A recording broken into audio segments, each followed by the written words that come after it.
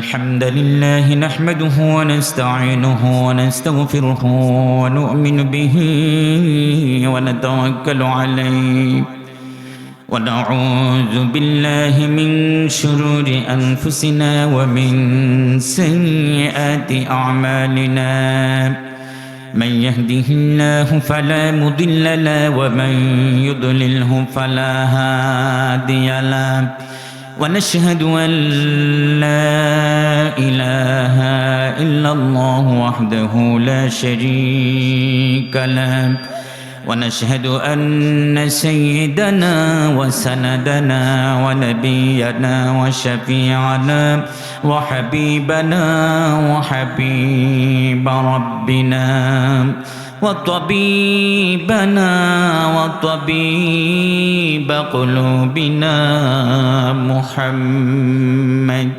أرسله بالحق بشيرا ونذيرا وداعيا إلى الله بإذنه وسراجا منيرا أما بعد فقد قال الله تعالى في كلامه المجيد وفرقانه الحميد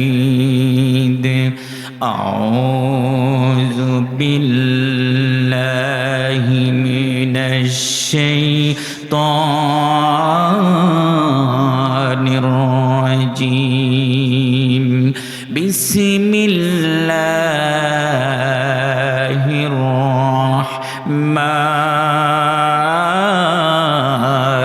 الرحيم التائبون العابدون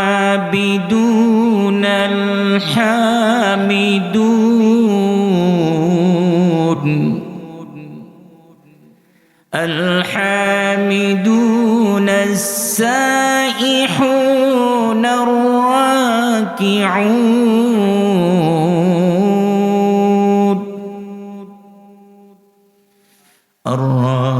الراكعون الساجدون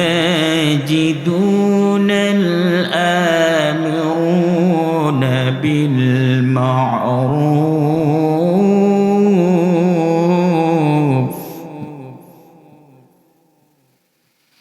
الآمرون بالمعروف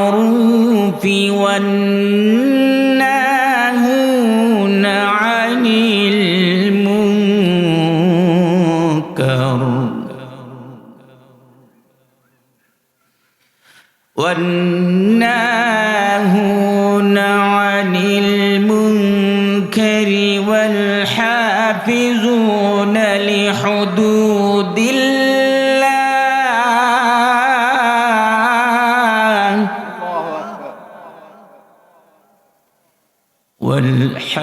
والحافظون لحدود الله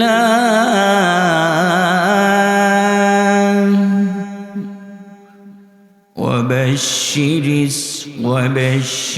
المؤمنين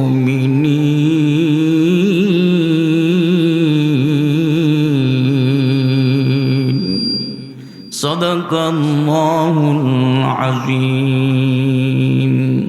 وقال الله تعالى في شان حبيبه مخبرا وآمرا إن الله وملائكته يصلون على النبي يا أيها الذين آمنوا صلوا عليه وسلموا تسليما সকলেই درود إبراهيم পড়ি اللهم صل على محمد وعلى آل محمد كما صليت على إبراهيم وعلى آل إبراهيم إنك حميد مجيد اللهم بارك على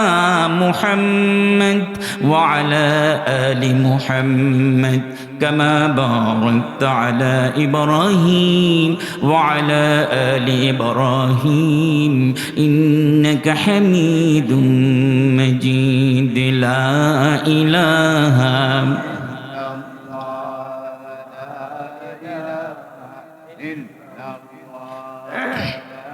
লা ইলাহা একদিন তোমারি নাম মসজিদে হবে এলান একদিন তোমারি নাম মসজিদে হবে এলান তৈরি থেকো তৈরি রেখো কবরের মাসমান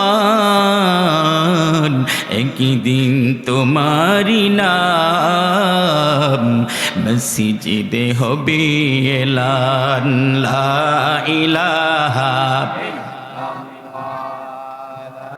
আজকে মরলে কালকে 2 দিন পরের দিন কেউ কাঁদিবে না যাদের জন্য করলা কামাই মরলে তারা চিনবে না আজকে মরলে কালকে 2 দিন পরের দিন কেউ কাঁদিবে না যাদের জন্য করলা কামাই মরলে তারা চিনবে না থাকতে সময় করো আমল ঈমান করো খাঁটি থাকতে সময় করো আমল ঈমান করো খাঁটি শেষ ঠিকানা তোমার আমার 3.5 হাত মাটি শেষ ঠিকানা তোমার আমার 3.5 হাত মাটি আজকে মরলে কালকে 2 দিন পরের দিন কেউ কাঁদিবে না যাদের জন্য করলা কামাই মরলে তারা চিনবে না যাদের জন্য করলা কামাই মরলে তারা চিনবে না কত কষ্ট করে তুমি করলা সাদের বাড়ি সেই বাড়িতে ঠাই হবে না যাইতে হবে ছাড়ি ঠিক না বেঠি কত কষ্ট করে তুমি করলা সাদের বাড়ি সেই বাড়িতে ঠাই হবে না যাইতে হবে ছাড়ি মোহ মায়ার টানে তুমি খোদার বিধান ভুলো না মোহ মায়ার টানে তুমি খোদার বিধান ভুলো না পাপ পুণ্যের হিসাব নিবেন একদিন মালিক রাব্বানা পাপ পুণ্যের হিসাব নিবেন একদিন মালিক রাব্বানা আজকে মরলে কালকে 2 দিন পরের দিন কেউ কাঁদবে না যাদের জন্য করলা কামাই মরলে তারা চিনবে না থাকতে সময় করো আমল থাকতে সময় করো আমল ঈমান করো খাঁটি শেষ ঠিকানা তোমার আমার 3.5 হাত মাটি ঠিক না আমরা আল্লাহর কাছে চাই ওই 3.5 হাত মাটিতে কবরে যাওয়ার আগে আমাদের মরণটা যেন ইমানি মরণ হয় সবাই বলুন আমিন পরিবর্তন করা লাগে ঠিক কিনা বলেন কিন্তু আল্লাহ সুবহানাহু ওয়া তাআলা আমাদেরকে এমন সংবিধান দিয়েছেন কিয়ামত পর্যন্ত যেই সংবিধানে হাত দেওয়া লাগবে না যেটা চেঞ্জ করা লাগবে না সেটা আনচেঞ্জেবল জোরে বলেন আল্লাহু আকবার আরেকটু জোরে বলেন আল্লাহু আকবার এই কোরআন চেঞ্জ করতে হবে না কারণ the Quran is so pure in language and so beautiful in style there is no human genius can produce on like it জোরে বলেন আল্লাহু আকবার কারণ কোরআনের মধ্যে কি there is no confusion there is no doubt about it কোরআনের মধ্যে কোনো রকমের সন্দেহ নাই এজন্য পরিবর্তন করা লাগবে না জোরে বলেন আল্লাহু আকবার সম্মানিত ভাইরা এখন আমরা সেই কোরআন থেকে কথা বলবো কারণ কোরআন হচ্ছে সবচেয়ে potential and authentic source of knowledge কোরআন হচ্ছে the storehouse of knowledge, every knowledge. এমন কোন জ্ঞান নাই যা কোরআনের মধ্যে নাই। জুড়ে বলেন আল্লাহু আকবার। কোরআনের ভিতরে সব কিছু আছে না নাই? কোরআন হচ্ছে সকল সমস্যার সমাধান। সুবহানাল্লাহ বলেন। কোরআন হচ্ছে সকল সমস্যার সমাধান। কিন্তু দুঃখজনক হলেও সত্য, আমরা সমাধানগুলো আমরা পাই না। আমাদের সমস্যার সমাধান হচ্ছে না, কারণ একটাই, সেটা হলো কোরআনের পাতায় আছে সমস্যার সমাধানগুলো, সেগুলো আমাদের সমাজে অ্যাপ্লাই করা হচ্ছে না, আমাদের সমাজে সেটা কার্যকর হচ্ছে না, ঠিক কিনা? কোরআন হচ্ছে শান্তি এবং নিরাপত্তার গ্যারান্টি। সুবহানাল্লাহ কইবেন না? কিন্তু দুঃখজনক হলেও সত্য, স্বাধীনতার 53 বছর চলছে, কলিজা ব্লিডিং হয়। আর কতকাল চলবে এভাবে? স্বাধীনতার 53 বছর হচ্ছে, এখনো পর্যন্ত আমরা শান্তির এক সমাজ কায়েম করতে পারি নাই, ঠিক কিনা বলেন? আমরা একটা শান্তি এবং নিরাপদ একটা সমাজ এখনো পাই নাই। এখনো আমাদের চুরির ভয় আছে না নাই? ডাকাতির ভয় আছে না নাই? চাঁদাবাজির ভয় আছে না নাই? জিনা, বেবিচার, ধর্ষণের ভয় আছে না নাই? সন্ত্রাসী এবং মাস্তানির ভয় আছে না নাই? নিশাখুরদের ভয় আছে না নাই? সকল ধরনের প্রবলেমগুলো এখনো আমাদের সমাজে আছে। অথচ দেখেন মসজিদ ভরা কোরআন, প্রত্যেকের ঘরে ঘরে কোরআন, কিন্তু প্রবলেম হলো মসজিদের কোরআন মসজিদে আছে, ঘরের কোরআন ঘরে বন্দি আছে, আর কোরআনের পাতায় পাতায় কোরআনের আইনগুলো আছে, বাট সংসদে নাই। কথা বলেন না কেন? সংসদে না থাকার কারণে আমাদের সমস্যার সমাধান হচ্ছে না, আমরা নিরাপদ এবং শান্তির সমাজ পাচ্ছি না। ক্ষুধা দারিদ্র্যমুক্ত সুখী সমৃদ্ধশালী সোনার বাংলাদেশ স্বাধীনতার 53 বছর চলছে, এখনো পর্যন্ত আমরা এমন এক সোনালী সমাজ দেখতে পারি নাই, ঠিক কিনা বলেন? আপনারা কি শান্তি, সুখী, সমৃদ্ধশালী সমাজ ব্যবস্থা দেখতে চান? কারা কারা দেখতে চান হাত তুলে আল্লাহকে দেখায় দেন। লিল্লাহি তাকবীর, লিল্লাহি তাকবীর। আল্লাহ আমাদেরকে সুখী, সমৃদ্ধশালী, শান্তির এক সমাজ আল্লাহ সুবহানাহু ওয়া তাআলা আমাদেরকে দেখে মরার তৌফিক দান করুক। সবাই বলুন আমিন। আর একটু জোরে বলেন আমিন। সম্মানিত ভাইরা, আল্লাহ সুবহানাহু ওয়া তাআলা যে ফৌজদারি আইনগুলো দিয়েছেন, যে আইনগুলো, যেই দণ্ডবিধিগুলো আল্লাহ সুবহানাহু ওয়া তাআলা দিয়েছেন, এই কোরআনে আছে না নাই? সবাই কথা বলুন। দেখেন ভালো করে খেয়াল করেন, কিছু কিছু অপরাধ আছে ওগুলোর কোনো শাস্তি নাই। কিছু অপরাধ আছে এগুলো কি নাই? নামাজ না পড়লে এই দুনিয়াতে কেউ তাকে শাস্তি দিতে পারবে না, রাষ্ট্রীয়ভাবে কোনো শাস্তি নাই। রোজা, যদি এই যে রোজার মাস আসতেছে, কেউ যদি রোজা না রাখে তারে কি 80টা বেত লাগাইতে পারবেন? 100 বেত লাগাইতে পারবেন? মৃত্যুদণ্ড দিতে পারবেন? পারবেন না। তার হাত কেটে দিতে পারবেন? পারবেন না। কেউ যদি হজ না করে তাকে কি আপনি বেত লাগাইতে পারবেন? দেখেন, কিছু কিছু অপরাধ আছে যেগুলো আল্লাহ সুবহানাহু ওয়া তাআলা কোনো শাস্তির বিধান দেয় নাই। কারণ কি? এগুলোর সাথে মানুষের হক জড়িত নয়, এগুলোর সাথে সামাজিক হক জড়িত নয়, মানুষের অধিকার এগুলোর সাথে জড়িত নয়। এগুলো হচ্ছে যার যার আমল, ঠিক কিনা বলেন? কিন্তু এমন কিছু ফৌজদারি অপরাধ আছে যেগুলোর জন্য আল্লাহ সুবহানাহু ওয়া তাআলা সরাসরি দণ্ডবিধি কার্যকর করেছেন, দণ্ডবিধি নাজিল করেছেন, সরাসরি পানিশমেন্ট ঘোষণা করেছেন। জোরে বলেন আল্লাহু আকবার।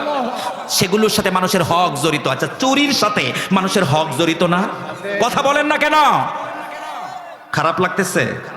চুরির সাথে মানুষের হক জড়িত, জিনা বেবিচারের সাথে হক জড়িত, তারপরে আপনার এই যে ধর্ষণ, জিনা বেবিচার এগুলোর সাথে জড়িত, তারপরে আপনার যে সন্ত্রাসী করা হয় এগুলোর সাথে হক, এগুলোর সাথে জড়িত, তারপরে আপনার যে মাদক, এগুলোর সাথে মানুষের হক জড়িত। সম্মানিত ভাইরা, যেইগুলোর সাথে মানুষের হক জড়িত আছে সেইগুলোর জন্য আল্লাহ সুবহানাহু ওয়া তাআলা পানিশমেন্ট নাজিল করেছেন। সুবহানাল্লাহ কইবেন না?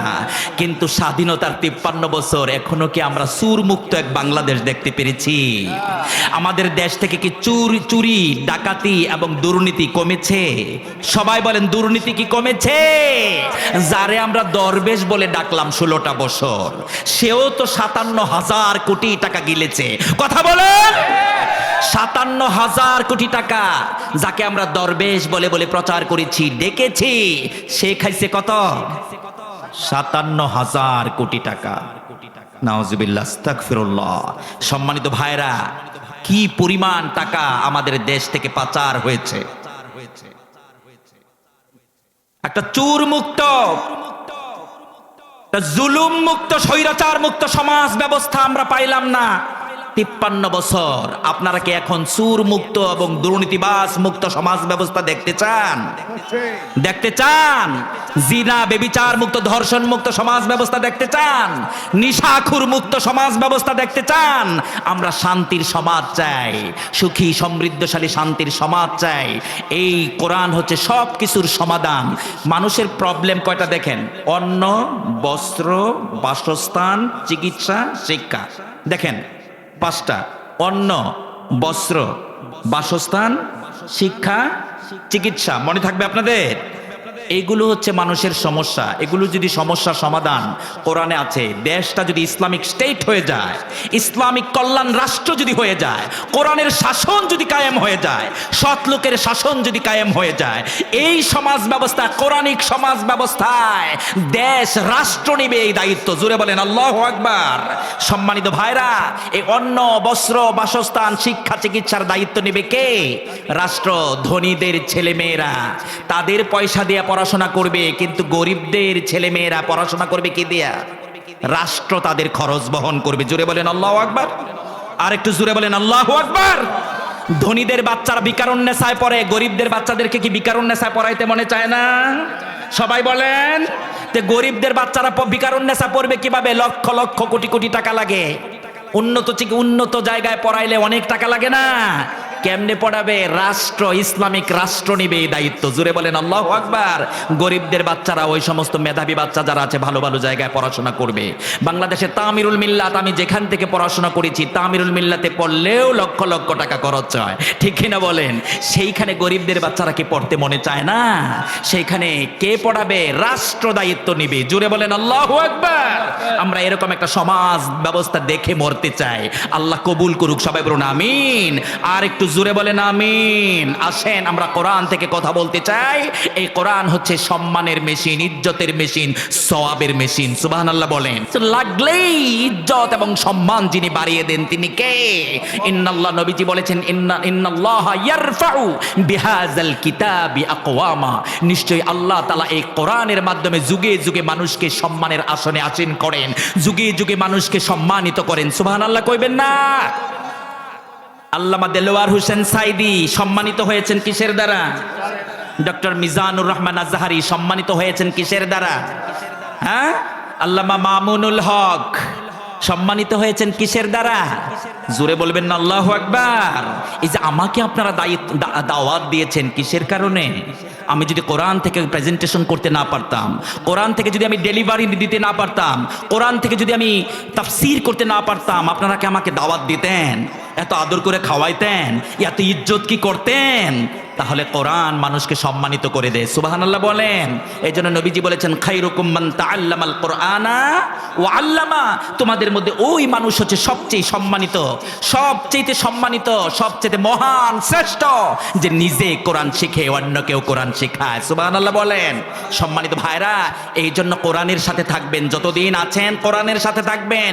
বাচ্চাদেরকে, নিজের সন্তানদেরকে কোরআনিক শিক্ষায় শিক্ষিত করবেন। এটা হচ্ছে প্রত্যেকটা সন্তানের অধিকার। এটা হচ্ছে প্রত্যেকটা সন্তানের অধিকার। সম্মানিত ভাইরা, সন্তানদের জন্য প্রথম অধিকার হচ্ছে সন্তানদের জন্য একটা দ্বীনদার আল্লাহওয়ালা মা নির্বাচন করা। 1 নম্বরের অধিকার সন্তানদের, যে আগেই আপনাকে দ্বীনদার, একটা পরহেজগার আল্লাহওয়ালা স্ত্রী খুঁজতে হবে। এজন্য, কারণ সন্তানদেরকে দ্বীনমুখী করতে হলে দ্বীনদার স্ত্রীর দরকার আছে না নাই? সবাই বলেন, সবাই বলেন। সন্তানদের 2 নাম্বার অধিকার হলো, সন্তানকে আপনি কোরআনের বেজমেন্ট দিবেন, কোরআনের ফাউন্ডেশন দিবেন। প্রত্যেকটা সন্তানের এটা অধিকার। আপনি আগে স্কুলে ভর্তি করে দেন, আপনার সন্তান কোরআন শিখবে কিভাবে? এই জন্য কোরআনের ফাউন্ডেশন দিতে হলে মাদ্রাসায় পড়া লাগবে। কথা বলেন, কথা বলেন। সম্মানিত ভাইরা, আপনি যদি কোরআনের ফাউন্ডেশন দিতে পারেন, কোরআনের বেজমেন্ট, কোরআনিক শিক্ষা যদি আপনি দিয়ে দিতে পারেন, এই সন্তান যদি পরে স্কুল, কলেজ, ইউনিভার্সিটিতে যায়, ইঞ্জিনিয়ারও যদি হয়, ডাক্তারও যদি হয়, জজ, ব্যারিস্টারও যদি হয়, সে সে অপরাধী হবে না, অন্যায় করবে না, ঠিক কিনা বলেন? সে যদি ইঞ্জিনিয়ার হয় তাহলে কি রডের বদলে বাঁশ দিবে? সে যদি ডাক্তার হয় কোরআন থাকার কারণে সে কসাই ডাক্তার হবে না, মানবিক ডাক্তার হবে। কথা বলেন? সে যদি বিচারক হয়, সে যদি ব্যারিস্টার হয়, সে অন্যায়ভাবে রায় দিবে না, অন্যায়ভাবে অবিচার করবে না, জুলুমের বিচার সে করবে না। কথা বলেন? সম্মানিত ভাইরা, এই জন্যে বলি এই যে মাদ্রাসাটা আছে, এই মাদ্রাসার দিকে একটু নজর রাখবেন সবসময়। মাদ্রাসা যাতে আপনাদের সন্তানদেরকে আপনারা দিতে পারেন কোরআনিক শিক্ষার জন্যে, এই মাদ্রাসায় অবশ্যই আপনারা সন্তানদেরকে দিবেন। কথা বলেন? দিবেন? দিবেন। দেখেন দিলে লাভটা কি? আপনারও লাভ, সন্তানেরও লাভ। নবীজি বললেন, মান ক্বারাআল কুরআন ওয়া আমিলা বিহি উলবিসা ওয়ালিদাহু তাজাই ইয়াউমাল কিয়ামাতি দাউহু আহসানু মিন দাউইশ শামস। জোরে বলেন আল্লাহু আকবার। নবীজি বললেন, যেই সন্তানটা কোরআন পড়ল, কোরআন শিখল, কোরআন অনুযায়ী আমল করল, আল্লাহ তাআলা খুশি হইয়া তার মা বাবার মাথায় হাসরের ময়দানে নূরের মুকুট পরাবেন। সুবহানাল্লাহ। একটা আলেম সন্তানের মা বাবার কত দাম চিন্তা করেন আপনি। একজন আলেম সন্তানের মা বাবার কি পরিমাণ স্পেশাল মর্যাদা। আল্লাহর নবী বলেন, ওই সন্তানের মা বাবাকে আল্লাহ তাআলা এতটা অনার করবেন, এতটা সম্মানিত করবেন, হাসরের ময়দানে ওই কঠিন সময়েও আল্লাহ তাআলা সন্তানের মা বাবার মাথার মধ্যে নূরের মুকুট পরাবেন, যে নূরের মুকুটের আলো হলো সূর্যের আলোকে ম্লান করে দেয়। জোরে বলেন আল্লাহু আকবার। তাহলে কে রাজি? কোরআনের সাথে থাকবেন? আল্লাহ আমাদেরকে কবুল করুক, সবাই বলুন আমিন। আর একটু জোরে বলেন আমিন। প্রিয়জনেরা আসেন, কোরআন থেকে আমি তেলাওয়াত করেছি সূরা তাওবা। কোন সূরা? সবাই বলেন কোন সূরা?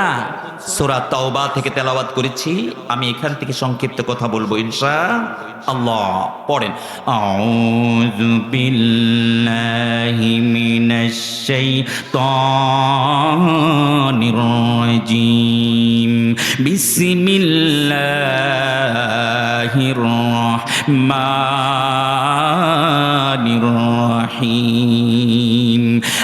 التائبون العابدون الحامدون السائحون الراكعون الساجدون الآمرون بالمعروف والناهون عن المنكر والحافظون لحدود الله وبشر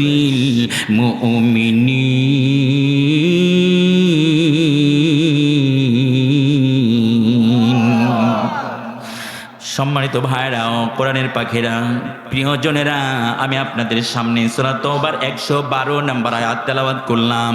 আল্লাহ তাআলা এখানে ঈমানদারদের 9টা গুণ উল্লেখ করেছেন। জোরে বলেন কয়টা? ঈমানদারদের 9টা গুণ উল্লেখ করার পরে আল্লাহ তাআলা শেষ দিকে বললেন, ওয়াবাশশিরিল মুমিনিন। ওগো নবী, আপনি মুমিনদেরকে সুসংবাদ দিয়ে দেন। সুবহানাল্লাহ বলেন। যত সুসংবাদ, যত খুশখবরি কাদের জন্য? মুমিনদের জন্য নাকি কাফেরদের জন্য? কথা বলেন। মুমিনদের জন্য। আল্লাহ তাআলা মুমিনদের জন্য সুখবর দিয়েছেন, গুড নিউজ করেছেন 1500 বছর আগে। জুড়ে বলেন আল্লাহু আকবার। আল্লাহ তাআলা বিভিন্ন আয়াতের মধ্যে ঈমানদারদের জন্য, মুমিন মুত্তাকিদের জন্য সুসংবাদ দিয়েছেন। আল্লাহ রাব্বুল আলামিন বলেছেন, ওয়ালা তাহিনু ওয়ালা তাহজানু ওয়া আনতুমুল আ'লাউনা ইন কুনতুম মুমিনিন। আল্লাহ বলেন, ওয়ালা তাহিনু ওয়ালা তাহজানু, তোমরা টেনশন করবা না, তোমরা চিন্তা করবা না, তোমরা ফ্রাস্ট্রেশনে ভুগবা না, তোমরা হতাশ হবা না। মন খারাপ করবা না। যদি তোমরা ঈমানদার হতে পারো, ঈমানের বলে যদি বলিয়ান হয়ে যেতে পারো, ঈমানের উপরে যদি অটল অবিচল থাকতে পারো, বিজয় তোমাদের। জোরে বলেন আল্লাহু আকবার। বিজয় কাদের? কথা বলতে কষ্ট হয় আপনাদের? আপনারা যদি সহযোগিতা না করেন তাহলে কিন্তু আমার বয়ান করতে কষ্ট হবে। আপনারা কি আমার কথা বুঝেন? বুঝেন? আপনাদের ভাষা আর আমার ভাষা তো একই ভাষা, ঠিক কি না? নাকি আমি নোয়াখালী ভাষায় কথা কই যে তুরগুন তুই গা হারগুন হালার মধ্যে হানি দেয়া রাখ? হ্যাঁ, তুরগুন তুই গা হারগুন হালার মধ্যে হানি দেয়া। ওরা কি বলে? পানিরে কি বলে? হ্যাঁ, আমরা কি এরকম কিছু বলি? সিলেটি ভাষাও বলি না, চিটাগাংয়ের ভাষা তো কিছু বুঝি না, আমিও বুঝি না, ইনশাল্লাহ আপনারাও বুঝবেন না। হ্যাঁ, সম্মানিত ভাইরা, তাহলে তো কথা তো না বুঝার কিছু নয়। বিজয় কাদের? দুনিয়াতেও বিজয়, আখেরাতেও বিজয়। সুবহানাল্লাহ কইবেন না? আল্লাহ তাআলা বলেন, ও ঈমানদারেরা, তোমরা যদি ঈমানদারের মতো ঈমানদার হতে পারো, মুমিনের মতো মুমিন যদি হতে পারো, ঈমানের বলে বলিয়ান যদি হতে পারো, ঈমানের পরীক্ষায় যদি উত্তীর্ণ হতে পারো, বিজয় আসবে তোমাদের, ক্ষমতা আসবে তোমাদের হাতে। জোরে বলেন আল্লাহু আকবার। আল্লাহ তাআলা মুমিনদেরকে দুনিয়ায় ক্ষমতা দেন, আর আখিরাতে আল্লাহ তাআলা ঈমানদারদেরকে জান্নাত দেন। সুবহানাল্লাহ। আখিরাতেও বিজয় জান্নাত পাওয়ার মাধ্যমে, দুনিয়াতেও বিজয় ক্ষমতা পাওয়ার মাধ্যমে। জোরে বলেন আল্লাহু আকবার। কিন্তু ওই রকম ঈমানওয়ালা হওয়া লাগবে, মুমিন মুত্তাকি হওয়া লাগবে, পাক্কা ঈমানদার হওয়া লাগবে, ঈমানের পরীক্ষা দেওয়া লাগবে, ঠিক কিনা? ঈমানের পরীক্ষা দেওয়া ছাড়া আপনাকে আল্লাহ দিবে না। আপনি বৈশা থাকলেও হবে না, কোনো কাজ হবে না। আপনাকে ঈমানের পরীক্ষা দিয়ে আপনাকে দামি হওয়া লাগবে, ঈমানটাকে দামি বানাতে হবে। শুধু ঘরে বৈশা বৈশা যদি আপনি বলেন যে আমি ঈমানদার, এটা হবে না।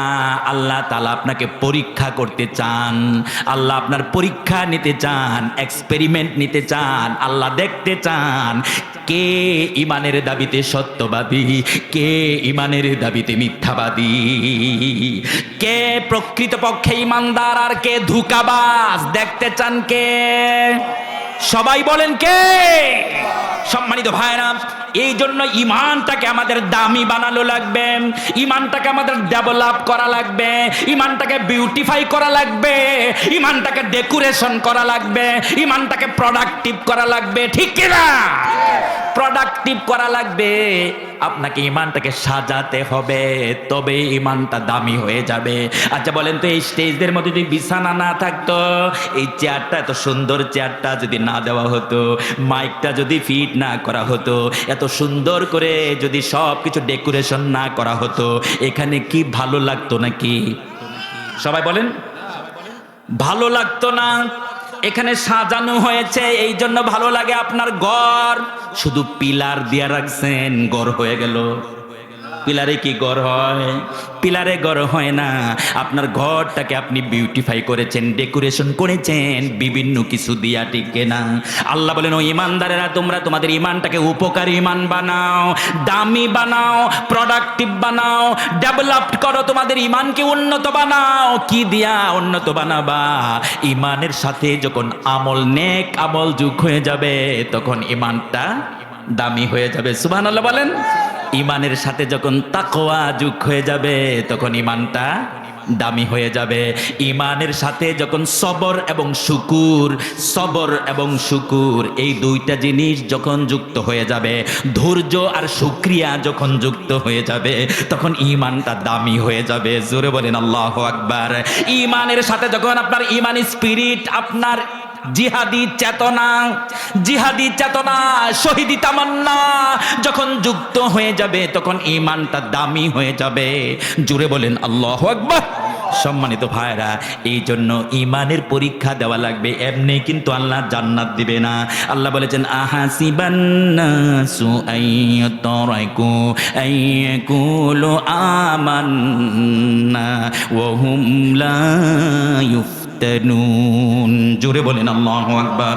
আল্লাহ বলেন মানুষ কি মনে করেছে, মানুষ কি ধারণা করেছে সে এই কথা বললে আমি তাকে ছেড়ে দিব যে আমি ঈমানদার? সে বলবে আমি ঈমানদার, ঈমানের দাবি করবে মুখে, এতেই কি যথেষ্ট হবে? আমি কি তাকে ছেড়ে দেব না? ওয়াহুম লা ইফতানুন, তাকে পরীক্ষা করা হবে না, এটা কি মানুষ ধারণা করেছে? অবশ্যই না, আমি তাকে পরীক্ষা করব। তাবারাকাল্লাযী বিয়াদিহিল মুলকু ওয়া হুয়া আলা কুল্লি শাইইন কাদির আল্লাযী খালাকাল মাউতা ওয়াল হায়াতা লিয়াবলুয়াকুম আইয়ুকুম আহসানু আমালা। জোরে বলেন আল্লাহু আকবার।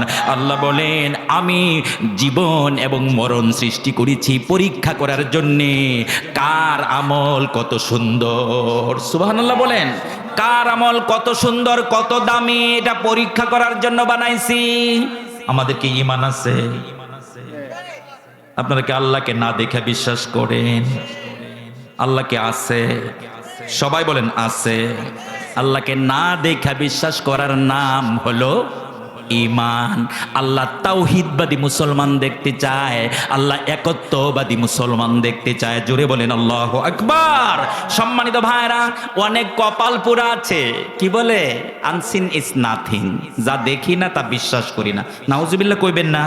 কতটা কপাল পোড়া, একটা আস্তিক এবং নাস্তিকের মধ্যে ঝগড়া বাজছে। তো ঝগড়া বাজলে আস্তিক বলতেছে আল্লাহ আছে, নাস্তিক বলতেছে কি আল্লাহ নাই। আস্তিক কি করলেন যে আল্লাহকে বিশ্বাস করে সে প্রমাণ করার জন্য নাস্তিকের কপালের মধ্যে একটা পাথর মেরে দিচ্ছে। তে পাথর যখন মারছে নাস্তিক তো চেতে গেছে, চেতে নাই। আপনার কপালে যদি আমি একটা পাথর মারি আপনি চেতেন না, আমার কপালে যদি আপনি একটা মারেন আমি কি চেতম না? সম্মানিত ভাইরা, চেতা গেলেন, রাগ হয়ে গেলেন, আস্তিককে বললেন ব্যাপারে কি আপনি আমাকে আঘাত করলেন কেন, আপনি আমাকে পাথর মারলেন কেন? এখন আস্তিক বলে কি সমস্যা, তাতে কি হয়েছে? পাথর মারছি তাতে আবার কি হয়েছে? বলো ব্যথা যে পেলাম। তখন বললো তুমি কি ব্যথা পেয়েছো সত্যি? বললো সত্যি পেয়েছি। তা ব্যথা যদি পেয়ে থাকো তাহলে দেখাও ব্যথাটা কেমন। কি বলছে? ব্যথা আমাকে দেখাও। এখন নাস্তিক বলল যে ব্যথা কি দেখানো যায় নাকি? এটা কি দেখানোর কোনো বিষয়? ব্যথা তো আছে কিন্তু দেখানো যায় না। যে আল্লাহ বিশ্বাসী তাওহীদবাদী একত্ববাদী সে বলে ফেলল তোমার ব্যথা আছে অথচ তুমি দেখাতে পারছো না। আমাদের আল্লাহ আছে, বুঝে নিতে হয়, আল্লাহকে দেখানো যায় না। আল্লাহু আকবার বলেন, জোরে বলেন আল্লাহু আকবার। আল্লাহ বলেন লা তুদরিকুহুল আবসার ওয়া হুয়া ইউদরিকুল আবসার। জোরে বলেন আল্লাহু আকবার। আল্লাহ বলেন দুনিয়ার কোনো চোখ দিয়ে আল্লাহকে দেখা সম্ভব না। মুসা আলাইহিস সালাম আল্লাহকে বলেন আল্লাহ তুমি আমার একটু দেখা দাও। হ্যাঁ, রব্বি আরিনি, তুমি আমারে দেখা দাও। তোমার সাথে তো আমি সবসময় বিনা তারে কথা বলি, না দেখা শুধু কথা হচ্ছে তোমার সাথে। ওয়া কাল্লামাল্লাহু মুসা তাকলিমা, মুসা আল্লাহর সাথে কথা বলতেন বিনা তারে, বিনা ইন্টারনেটে, বিনা ওয়াইফাইয়ে। জোরে বলেন আল্লাহু আকবার। কোনো ওয়াইফাইয়ের দরকার পড়তো না, কোনো ইন্টারনেটের দরকার পড়তো না, কোনো তারের দরকার পড়তো না। সুবহানাল্লাহ কইবেন না? হ্যাঁ, ডাইরেক্ট কানেকশন হয়ে যেত। সুবহানাল্লাহ কইবেন না? এইভাবে কথা চলতেছে। একদিন আল্লাহকে বললেন আল্লাহ তুমি আমার একটু সরাসরি দেখা দাও, দেখা দিলে আমার ভালো লাগবে। রব্বি আরিনি, তুমি দেখা দাও না কেন, দেখাও। আল্লাহ বলেন লান তারানি, ওগো মুসা তুমি আমারে দেখতে পারবা না, দুনিয়াতে দেখা সম্ভব না। মুসা বললেন ওয়ালাকিন লিয়াতমাইন্না কলবি, আমাকে শুধু আমার স্যাটিসফ্যাকশনের জন্য, অন্তরের এতমিনানের জন্য তুমি একটু আমারে দেখা দাও। আল্লাহ বললেন মুসা তাহলে তুমি একটু পাহাড়ের দিকে তাকাও। মুসা সাল্লাম তাকালেন, আল্লাহ একটা নূরের তাজাল্লি দেখায় দিলেন। মুসা সাথে সাথে বেহুশ। জুড়ে বলেন আল্লাহু আকবার, আর একটু জুড়ে বলেন আল্লাহু আকবার। তাহলে আল্লাহ আছে না নাই? আছে। দুনিয়ার কোনো চোখ দিয়ে আল্লাহকে দেখা সম্ভব না। সুবহানাল্লাহ কইবেন না? সম্মানিত ভাইরা, আমরা কি আল্লাহকে আল্লাহর ক্ষমতার উপরে কি আপনাদের বিশ্বাস আছে? ইন্নাল্লাহা আলা কুল্লি শাইইন কাদির। আল্লাহর যে ক্ষমতা আছে এটার উপরে বিশ্বাস করাও হলো ঈমান। কথা বলেন, এটার উপর আপনার বিশ্বাস করা লাগবে। আল্লাহর কি পরিমাণ ক্ষমতা মাঝে মাঝে আল্লাহ একটু দেখায়। কথা বলেন না কেন? আল্লাহ ক্ষমতা দেখাইছিল ফেরাউনের কাছে, ফেরাউনকে পানি দিয়া ধরেছিল আল্লাহ। কথা বলেন না কেন আপনারা? ফেরাউনকে পানি দিয়া ধরলো আল্লাহ, বললেন পানি ফেরাউনকে ধরো, এবার তুমি ফেরাউনকে চুবাও, ইচ্ছা মতো চুবাও। আল্লাহ তাআলা পানির মাধ্যমে ফেরাউনকে ধ্বংস করে দিলেন। হযরতে ইব্রাহিম আলাইহিস সালাতু ওয়াস সালাম আল্লাহকে বললেন আল্লাহ তোমার দুশমন মূর্তি পূজারী নমরুদকে তুমি ধ্বংস করে দাও। আল্লাহ বললেন ওগে ইব্রাহিম তুমি একটু অপেক্ষা করো, আমি পাঠাইতেছি। আল্লাহু আকবার। আমি পাঠাইতেছি, এক্ষুনি পাঠাবো। আমার সেনাবাহিনী থেকে একটা সেনাবাহিনী পাঠাবো আমি। ইব্রাহিম আলাইহিস সালাতু ওয়াস সালাম বললেন আল্লাহ কোথায় তোমার সেনাবাহিনী? দেখি না তো। আল্লাহ বলেন এই সেনাবাহিনী তুমি দেখবা না, এত ছোট। সুবহানাল্লাহ কইবেন না? এত ছোট, এটা তোমার সরাসরি দেখা যায় না, কোন দিক দিয়ে যে ঢুকে যাইব তুমি বুঝবাও না। জোরে বলেন আল্লাহু আকবার। আল্লাহ তাআলা একটা ল্যাংরা মশা পাঠায় দিলেন, প্যারালাইসিস মশা। যেই মশা কি ল্যাংরা, প্যারালাইজড, এমন একটা মশা আল্লাহ তাআলা পাঠায়া দিলেন। আল্লাহ কোরআনে ওই মশার কথাও বলেছেন। সুবহানাল্লাহ কইবেন না? আল্লাহ রাব্বুল আলামিন মানে ইন্নাল্লাহা লা ইস্তাহি আন ইয়াদরিবা মাসালাম মা বাউদাতান ফামা ফাওকাহা। নিশ্চয় আল্লাহ তাআলা লজ্জাবোধ করেন না মশা অথবা তার চাইতে ছোট কিছুর উদাহরণ দিতে। সুবহানাল্লাহ বলেন। আল্লাহ বলেন আমার মশাটাও আমার কাছে দাম আছে। আপনারা কি মশারে ভয় পান? কারা কারা মশারে ভয় পান না একটু হাত তোলেন তো। হাত তোলেন। কারা কারা মশারে ভয় পান না হাত তোলেন। যারা যারা হাত তুললেন তারাও কিন্তু মশারে ভয় পান। মশারি টানান কার ভয়ে? এই কথা বলেন, মশারি টানান কার ভয়ে? হ্যাঁ, এই মশার ছোট্ট, আল্লাহর ছোট্ট একটা সৃষ্টি, মশার ভয়ে আমরা কিন্তু মশারি টানাই। আল্লাহ তাআলা ওই মশাটাকে পাঠায় দিলেন, ল্যাংরা মশা। আল্লাহ রাব্বুল আলামিন একেবারে নমরুদের নাক দিয়া ঢুকায়া দিলেন কোথায়? মগজে চলে গেল সরাসরি। মগজে যাইয়া চতুর্দিক থেকে অ্যাটাক করা শুরু করলেন, কামড়ানো শুরু করে দিলেন, বেন বেন বেন বেন ফেন ফেন করা শুরু করে দিলেন। আল্লাহর দুশমন জালিম স্বৈরাচার নমরুদ সে অস্থির হয়ে গেল। সে আশেপাশে যারা ছিল খাদেমদেরকে বললেন তাড়াতাড়ি আমাকে মাথার মধ্যে বাড়ি দাও। আর ভালো লাগতেছে না, মাথার মধ্যে পিটানি দাও। পিটানি দিল। পিটানি দিতে দিতে দিতে দিতে এক পর্যায়ে নমরুদ বলল এগুলো দিয়া পিটাইলে হবে না, আমার খরমটা দিয়ে পিটাও। ওই সময় কিন্তু খরম ছিল। খরম আমি দাদাকে দেখেছি, আমার দাদাকে খরম পাও দিত। হাবিব ভাই দেখছেন না? ওই সময় তো এত ব্র্যান্ডের জুতা ছিল না, নরম তুলতুলে জুতা। আমরা তখন টিপে টিপে জুতা কিনি। কথা বলেন না কেন? টিপে টিপে নরম নরম জুতা কিনি, কিন্তু এত তুলতুলে নরম জুতার ব্যবস্থাও ছিল না। খরম পায়ে দিত। আমরা মুরব্বীদেরকে দেখেছি, আমি আমার দাদাকে খরম পা দিতে দেখেছি। কাঠ দিয়া বানায়, কাঠ দিয়া বানায়। নমরুদ বলল মশার জ্বালা আর সহ্য হয় না, আমার মাথার মধ্যে খরম দিয়া পিটাও। খরম দিয়া পিটাইতে পিটাইতে জুতার বাড়ি খাওয়াইতে খাওয়াইতে দুনিয়া থেকে জালেম স্বৈরাচারকে বিদায় যিনি করলেন তিনি কে? জুড়ে বলেন তিনি কে? আল্লাহ পারে কি পারে না? জালেম স্বৈরাচার, জালেম স্বৈরাচার আবু জেহেলকে ধরলো ছোট দুইটা বাচ্চা দিয়ে। আল্লাহু আকবার বলেন। মুআজ আর মুআওয়াজ এই দুইজনের হাতে কাত হয়ে গেল, নিহত হয়ে গেল স্বৈরাচার আবু জেহেল। কথা বলেন না কেন? এই যে 5 আগস্টের ঘটনা, আমরা যে দ্বিতীয় স্বাধীনতাটা পেলাম, ছোট ছোট বাচ্চা ছাত্র, এই ছোট ছোট বাচ্চা ছাত্রদের হাতে 16-17 বছরের জালেম স্বৈরাচার বিদায় হয়েছে, ঠিক কিনা?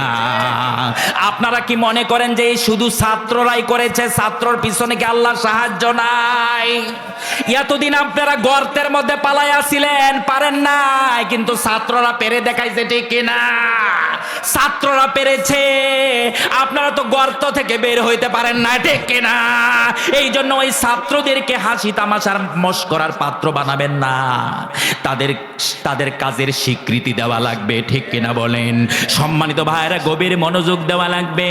এই জন্য আল্লাহ বলেন, আল্লাহ ধরে ধরে ধরে না, ধরলে ছাড়ে না।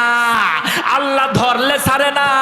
আল্লাহ রাব্বুল আলামিন বলেন, ওয়ালা তাহসাবান্নাল্লাহা গাফিলান আম্মা ইয়ামালুজ জালিমুন। জোরে বলেন আল্লাহু আকবার। আল্লাহ বলেন, জালেমদের ব্যাপারে আল্লাহকে তোমরা গাফেল মনে করো না, বরং আল্লাহ তাআলা তাদেরকে মনিটরিং করেন, আল্লাহ তাদেরকে অবজারভেশন করেন, আল্লাহ তাআলা তাদের জুলুম দেখেন। কথা বলেন। আল্লাহ বলেন, ইন্নামা নুমলি লাহুম লিয়াজদাদু ইসমা। আমি শুধু জালেমদের রশিটা ডিল দিয়ে রাখি। সুবহানাল্লাহ বলেন। কি বলেন দেখেন? আল্লাহ বলেন, আমি শুধু জালেম স্বৈরাচারদের রশিটা ডিল দিয়ে রাখি। রশির গুড়া কার হাতে? সবাই বলেন, কার হাতে? রশির গুড়া হলো আল্লাহর হাতে। আল্লাহ বলেন, যখন জালেম স্বৈরাচাররা সীমা লঙ্ঘন করতে করতে করতে করতে যখন মাত্রা অতিরিক্ত হয়ে যায়, তখন আমি আল্লাহ তাআলা রশিটা টান দিয়ে দেই, রশিটা টাইট দিয়ে তখন ধরে ফেলি, আর ছাড়ি না। তখন আর পালানোর জায়গা পায় না। কথা বলেন। তখন আর ইন্দুরের গর্তও পায় না পালানোর জন্য, ঠিক কিনা? আল্লাহু আকবার। কতজনে গর্ত খুঁজছে, পায় নাই, কিন্তু বড় জন্তু বিদায়, ঠিক কিনা? জনগণ যদি ক্ষমতার মালিক হইতো, তাহলে ক্ষমতা ছাইরা কোনোদিন পালায়া যাইতো না। তাহলে ক্ষমতার মালিককে, ওয়া আন্নাল কুওয়াতা লিল্লাহি জামিআ, সব ক্ষমতার মালিক হলো আল্লাহ। সুবহানাল্লাহ বলেন। সম্মানিত ভাইরা, এই জন্য ওই আল্লাহর উপরে ঈমান ভালো করে আনা লাগবে, আল্লাহর ক্ষমতার উপরে ঈমান থাকা লাগবে, ঠিক কিনা বলেন? এই জন্য একটা বিষয় সতর্ক করে দিতে চাই, যতদিন বেঁচে থাকবেন ওই আয়াতটা মনে করবেন। আল্লাহ বলেছেন, ওয়ালা তারকানু ইলাল্লাযিনা যালামু ফাতামাসসাকুমুন নার। তোমরা জালেম স্বৈরাচারদের দিকে ঝুঁকে যেও না। যারা জুলুম করে, যারা স্বৈরাচার, তাদের দিকে তোমরা ঝুঁকে যেও না। তাদের প্রতি তোমরা মায়া কান্না করো না, তাদেরকে তোমরা বন্ধু বানানোর চেষ্টা করো না, তাদেরকে সাপোর্ট করো না, তাদেরকে সমর্থন করো না। যদি তাদের জন্য মায়া কান্না করো, সাপোর্ট করো, তাহলে কি হবে? ফাতামাসসাকুমুন নার, আল্লাহ তাআলা তোমাদেরকে জাহান্নামের আগুনে নেবেন। আল্লাহু আকবার বলেন। সম্মানিত ভাইরা, এই জন্য খুব হুঁশিয়ার সাবধান থাকা লাগবে। তাহলে বিজয় কাদের? সবাই বলেন। বিজয় হচ্ছে মুমিনদের জন্য, গুড নিউজ হচ্ছে মুমিনদের জন্য। কাদ আফলাহাল মুমিনুন। সম্মানিত ভাইরা, এই জন্য আসেন, জান্নাত দিবেন আল্লাহ মুমিনদেরকে। দুনিয়াতে যদি ঈমানের দাবি পূরণ করে ঈমানের উপরে অটল অবিচল থাকা যায়, আল্লাহ সুবহানাহু ওয়া তাআলা ওই মৃত্যুর পরে আখিরাতে তো জান্নাত দিবেন, দুনিয়াতে আল্লাহ তাআলা ক্ষমতাও দিবেন। সুবহানাল্লাহ বলেন। ইসলামের ইতিহাস প্রমাণ করে মুসলমানরা বিশ্ব শাসন করেছে, আছে না নাই? আছে। সম্মানিত ভাইরা, একবার আসুন, তাহলে ওই ঈমানদারদের জন্য আল্লাহ তাআলা 9টা গুণ বলেছেন। সংক্ষেপে আমি 9টা গুণ বলে দেব। 9টা গুণ ঈমানদাররা কেমন হয়। আল্লাহ রাব্বুল আলামিন বললেন, ও পৃথিবীর মানুষেরা শোনো, ঈমানদাররা কেমন হয় শোনো। ইমানদারদের এক নাম্বার একটা গুণ হলো ইমানদাররা তাইবুন। ইমানদাররা গুনাহ করার পর তওবা করে কার কাছে? ইমানদাররা গুনাহ করার পরে নত হয়ে যায়, অনুতপ্ত হয়ে যায়, আল্লাহর দরবারে তওবা করে। আমাদের কি গুনাহ আছে? গুনাহ নাই এরকম একটা মানুষ একটু হাত তোলেন, একজন শুধু। একটু সাহস করে একটা মানুষ হাত তোলেন যার গুনাহ নাই। ও প্রিয়জনেরা, কেউ হাত তোলার সাহস পায় নাই, কারণ গুনাহ নাই এরকম মানুষ নাই। সম্মানিত ভাইরা, এই জন্য আল্লাহ রাব্বুল আলামিন বলে দিলেন ইমানদারদের এক নাম্বার গুণ হলো ইমানদাররা গুনাহ করার পর আর দেরি নাই, তওবা করে কার কাছে? তওবা করতে পারে শুধুমাত্র ঈমান মুমিন যারা, তারাই তওবা করতে পারে। এই পৃথিবীর কোনো জালেম তওবা করে না, এই পৃথিবীর কোনো স্বৈরাচাররা তওবা করে না, ঠিক কি না বলেন? এই জন্য আল্লাহ বলেন ইন্নাল্লাহা লা ইয়াহদিল কওমাজ জালিমিন। আল্লাহ জালেমদেরকে হেদায়েত দেয় না। হেদায়েত দেয় না কারণ কি? তারা অনুতপ্ত হয় না, হেদায়েতের লাইনে চলে না, হেদায়েত গ্রহণ করতে চায় না, কোনোদিন নিজেদের ভুল স্বীকার করে না। এত জুলুম, এত অবিচার, এত আইনাগর, এত জেল জরিমানা, এত কিছু করার পরও জালেমেরা কোনোদিন নত হয়? কথা বলেন। কোনোদিন তারা অনুতপ্ত হয় না, ভুল স্বীকার করে না, কোনোদিন বলে না আমরা ভুল করেছি, আমাদেরকে আপনারা মাফ করে দেন, আমরা আল্লাহর কাছেও মাফ চাই, কোনোদিন কি কয়? এই জন্য প্রিয়জনেরা, আল্লাহ তাআলা বলছেন এই কোয়ালিটি, এই গুণ হলো শুধুমাত্র ইমানদারদের। সুবহানাল্লাহ কইবেন না? ইমানদার নাই, তাড়াতাড়ি করে তারা লজ্জিত হয়ে যায়, অনুতপ্ত হয়ে যায়, অনুতপ্ত হইয়া লজ্জিত হইয়া তওবা করে কার কাছে? সম্মানিত ভাইরা, আল্লাহর কাছ থেকে ক্ষমা চাওয়ার দুইটা পদ্ধতি শিখায় দেই। কয়টা পদ্ধতি? সবাই বলেন কয়টা? আর একটু জোরে বলেন কয়টা? দুইটা। একটা হলো ইস্তিগফার। যে কোনো সময় ইস্তিগফারের মাধ্যমে আপনি যে কোনো সময় ইস্তিগফার করতে পারেন, এটার জন্য কোনো সময় লাগে না। আপনি হাঁটতেছেন, আপনি ইস্তিগফার পড়েন, আপনি কাজ করতেছেন, আপনি ইস্তিগফার পড়েন, যে কোনো সময় আপনি ইস্তিগফার পড়েন। আর আরেকটা হলো সময় নিয়ে তওবা করা। কি নিয়ে? সময় নির্ধারণ করা। তওবা করবেন, তওবার কয়টা শর্ত? সবাই বলেন কয়টা শর্ত তওবার? এই চারটা শর্ত বলবো আমি তওবার জন্য। তওবার জন্য চারটা শর্তের প্রথম শর্ত হলো কি? প্রথম শর্ত হলো অপরাধ স্বীকার করা। অপরাধ কি করা? স্বীকার করা। কার কাছে? সবাই বলেন কার কাছে? আল্লাহর কাছে অপরাধ স্বীকার করা। দুই হচ্ছে অনুতপ্ত হওয়া, লজ্জিত হওয়া। তিন হচ্ছে আল্লাহর সাথে প্রতিজ্ঞা করা, অঙ্গীকার করা, কমিটমেন্ট করা যে আল্লাহ অপরাধ তো করেছি, আর করব না। ঠিক আছে? গুনাহ আর পুনরাবৃত্তি করব না, এই কমিটমেন্ট আল্লাহর সাথে করা লাগবে। আর চার নাম্বার হলো আল্লাহর কাছে দোয়া করা, চোখের পানিগুলো ছেড়ে দেওয়া, এই আল্লাহকে বলা যে আল্লাহ তুমি আমার জীবনের গুনাহগুলো মাফ করে দাও। যখন বান্দা নরম হয়ে যায়, ভিক্ষুকের মতো, কাঙালের মতো, যখন কাকুতি মিনতি করে আল্লাহর কাছে চোখের পানিগুলো ছেড়ে দিয়ে যখন তওবা করে, চোখের পানি যখন গড়াইয়া পড়ে, নাকের ডগায় আসার আগে আল্লাহ তাআলা মাফ করে দেয়। সুবহানাল্লাহ বলেন। সম্মানিত ভাইরা, তাহলে আমরা দুইটা পদ্ধতি পেলাম। একটা হচ্ছে কি? ইস্তিগফার। যে কোনো সময় নবীজি বলেছেন মান লাজিমাল ইস্তিগফার জাআলাল্লাহু মিন কুল্লি দিকিন মাখরাজা ওয়া মিন কুল্লি হাম্মিন ফারাজা ওয়া রাযাকাহু মিন হাইসু লা ইয়াহতাসিব। নবীজি বললেন যে ব্যক্তি বা যারা ইস্তিগফারের আমলটাকে নিয়মিত করলো, নিজের জীবনের সাথে বাধ্যতামূলক করে নিল, জাআলাল্লাহু মিন কুল্লি দিকিন মাখরাজা, আল্লাহ তাআলা তাকে সকল ধরনের সংকীর্ণতা থেকে, বিপদ থেকে রক্ষা করবেন। সুবহানাল্লাহ বলেন। ওয়া মিন কুল্লি হাম্মিন ফারাজা, আল্লাহ তাআলা সকল ধরনের টেনশন থেকে তাকে মুক্ত রাখবেন। আল্লাহু আকবার বলেন। ওয়া রাযাকাহু মিন হাইসু লা ইয়াহতাসিব, আল্লাহ তাআলা তাকে এমন জায়গা থেকে রিজিকের ফয়সালা করবেন, এমন রিজিক তার জন্য দিবেন যে সে ধারণাও করতে পারে না, চিন্তাও করতে পারে নাই। আল্লাহু আকবার বলেন।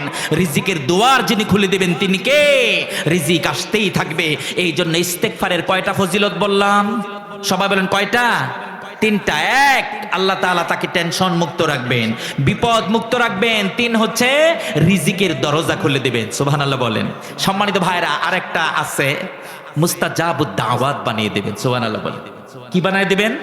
মুস্তাজাবুদ দাওয়াত এমন বানায় দিবেন, যে দোয়া করবে সেই দোয়ায় যিনি কবুল করবেন তিনি কে? জোরে বলেন কে? সম্মানিত ভাইরা, ইমাম আহমদ বিন হাম্বলের কথা বলি। আল্লাহর একজন বুজুর্গ, আল্লাহর একজন বুজুর্গ, জামানার মুজাদ্দিদ, আল্লাহর ওলি ইমাম আহমদ বিন হাম্বল রহমতুল্লাহি আলাইহি, তিনি সফরে বের হয়েছেন শীতের রাত, প্রচন্ড শীতের কালে, কনকনে শীত, শীতের হিমেল হাওয়া, কুয়াশাচ্ছন্ন চতুর্দিক, এমন একটা পরিবেশে তিনি বের হলেন সফরে। মাগরিবের নামাজ পড়লেন এক মসজিদে, এশার নামাজ পড়লেন আরেক মসজিদে। তিনি চিন্তা করলেন, এশার নামাজ পড়েছি, এখন এই কুয়াশার মধ্যে আর বের হব না, এই মসজিদের মধ্যে আজকে রাত্রটা কাটাবো। জোরে বলেন আল্লাহু আকবার। এই মসজিদের মধ্যে রাতটা কাটানোর জন্য তিনি মসজিদের যিনি খাদেম আছেন তাকে বললেন, আমি আজকে রাতটা থাকতে চাই। খাদেম বললেন, হুজুর এই মসজিদে থাকার কোনো অনুমতি নাই। যখন এই কথাটা বললেন, ওই হুজুরকে চেনে নাই, জামানার মুজাদ্দিদ আল্লামা ইমাম আহমদ বিন হাম্বলকে চিনে নাই ওই খাদেম। বললেন, এই মসজিদে থাকার কোনো অনুমতি নাই। এই কথা বলার সাথে সাথে আল্লাহর ওলি বুজুর্গ মানুষটা বের হয়ে গেলেন, রাস্তা দিয়ে হাঁটতেছেন, সামনে একটা বাজার পড়ল। বাজারের মধ্যে দেখলেন এক রুটিওয়ালার দোকান। ওই রুটিওয়ালার দোকানের মধ্যে রুটিওয়ালা বসে বসে রুটি বানায়। রুটিওয়ালাকে বললেন, রুটিওয়ালা ভাই, আমাকে কি তোমার দোকানে আজকের রাতটা কাটানোর সুযোগ দেবে? সুবহানাল্লাহ বলেন। রুটিওয়ালা বললেন, হুজুর কোনো অসুবিধা নাই, আপনি আমার দোকানে আসেন, আপনাকে স্বাগতম। সুবহানাল্লাহ। বসার জায়গা দিলেন চুলার পাশেই। ইমাম আহমদ বিন হাম্বল আল্লাহর ওলি বুজুর্গ মানুষটা বসে বসে খেয়াল করতেছেন, বসে বসে খেয়াল করতেছেন, এই রুটিওয়ালার মুখের দিকে তাকায় আছেন। রুটিওয়ালা বারবার শুধু ইস্তেগফার পড়তেছে।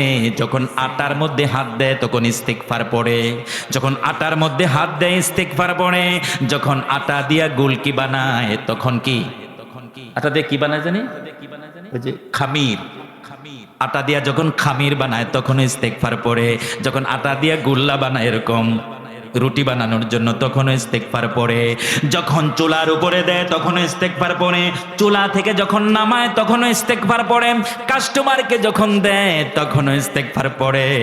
এই দৃশ্য দেখে আল্লাহর ওলি অবাক হয়ে গেলেন। ওই রুটিওয়ালাকে জিজ্ঞাসা করলেন, রুটিওয়ালা ভাই ব্যাপারটা বুঝলাম না, আমি খেয়াল করে দেখলাম তুমি অসংখ্যবার ইস্তেগফারের আমলটা করতেছ, ঘটনা কি, তুমি এত ইস্তেগফার পড়ো কেন? তখন ওই রুটিওয়ালা বলল, হুজুর এটার একটা কারণ আছে, একটা বিশেষ ফজিলত আছে। আমি এই ইস্তেগফারের আমলটা ওই দিন থেকে সারি না যেদিন থেকে আল্লাহ তাআলা আমাকে মুস্তাজাবুদ দাওয়াত বানিয়ে দিয়েছেন। সুবহানাল্লাহ। এই ইস্তেগফারের আমলটা করতে করতে আমি মুস্তাজাবুদ দাওয়াত হয়ে গেছি। যেই দোয়া করি ওই দোয়াই যিনি কবুল করেন তিনি কে? আল্লাহ তাআলা আমার সব দোয়া কবুল করলেন, করেন, কিন্তু হুজুর দুঃখের বিষয় এখনো পর্যন্ত আমার একটা দোয়া কবুল হয় নাই। হুজুর অবাক হয়ে গেলেন, ব্যাপার কি, কোন দোয়া তোমার কবুল হলো না আমি একটু জানতে চাই। বলল, হুজুর আমার ইচ্ছে ছিল জামানার মুজাদ্দিদ, এই জামানার সবচাইতে বড় বুজুর্গ আল্লাহর ওলি ইমাম আহমদ বিন হাম্বলকে দেখব। ইমাম আহমদ বিন হাম্বলকে দেখার আমার ইচ্ছা ছিল, কিন্তু এখনো পর্যন্ত তার সাক্ষাৎ আমি পাই নাই। এই দোয়াটাই শুধু কবুল হয় নাই। তখন ইমাম আহমদ বিন হাম্বল বসা থেকে দাঁড়ায়া গেলেন। জোরে বলেন আল্লাহু আকবার।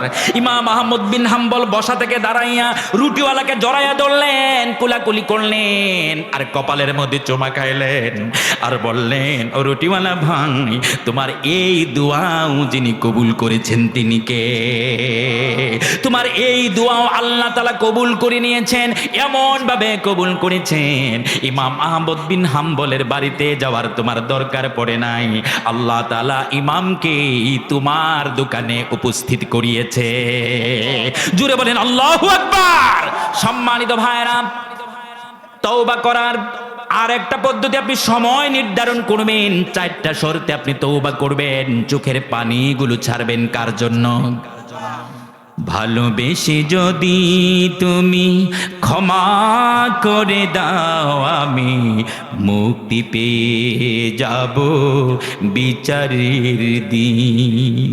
ভালোবেসে যদি তুমি ক্ষমা করে দাও, আমি মুক্তি পেয়ে যাব হাসরের দিন। আমাকে ক্ষমা করে দিও, তোমার রহমে ভরা জান্নাত নিও। আমাকে ক্ষমা করে দিও, তোমার রহমে ভরা জান্নাত নিও। কোনোদিন চাইব না কোনো কিছু, যদি ক্ষমা করে দাও প্রভু আমায়। ভালোবেসে যদি তুমি ক্ষমা করে দাও, আমি মুক্তি পেয়ে যাব বিচারের দিন। আমি মুক্তি পেয়ে যাব বিচারের দিন। ঠিক কিনা সম্মানিত ভাইরা? এক নাম্বার গুণ বললাম, ইমানদাররা তওবা করে কার কাছে? আল্লাহকে তওবা করতে বলে নাই?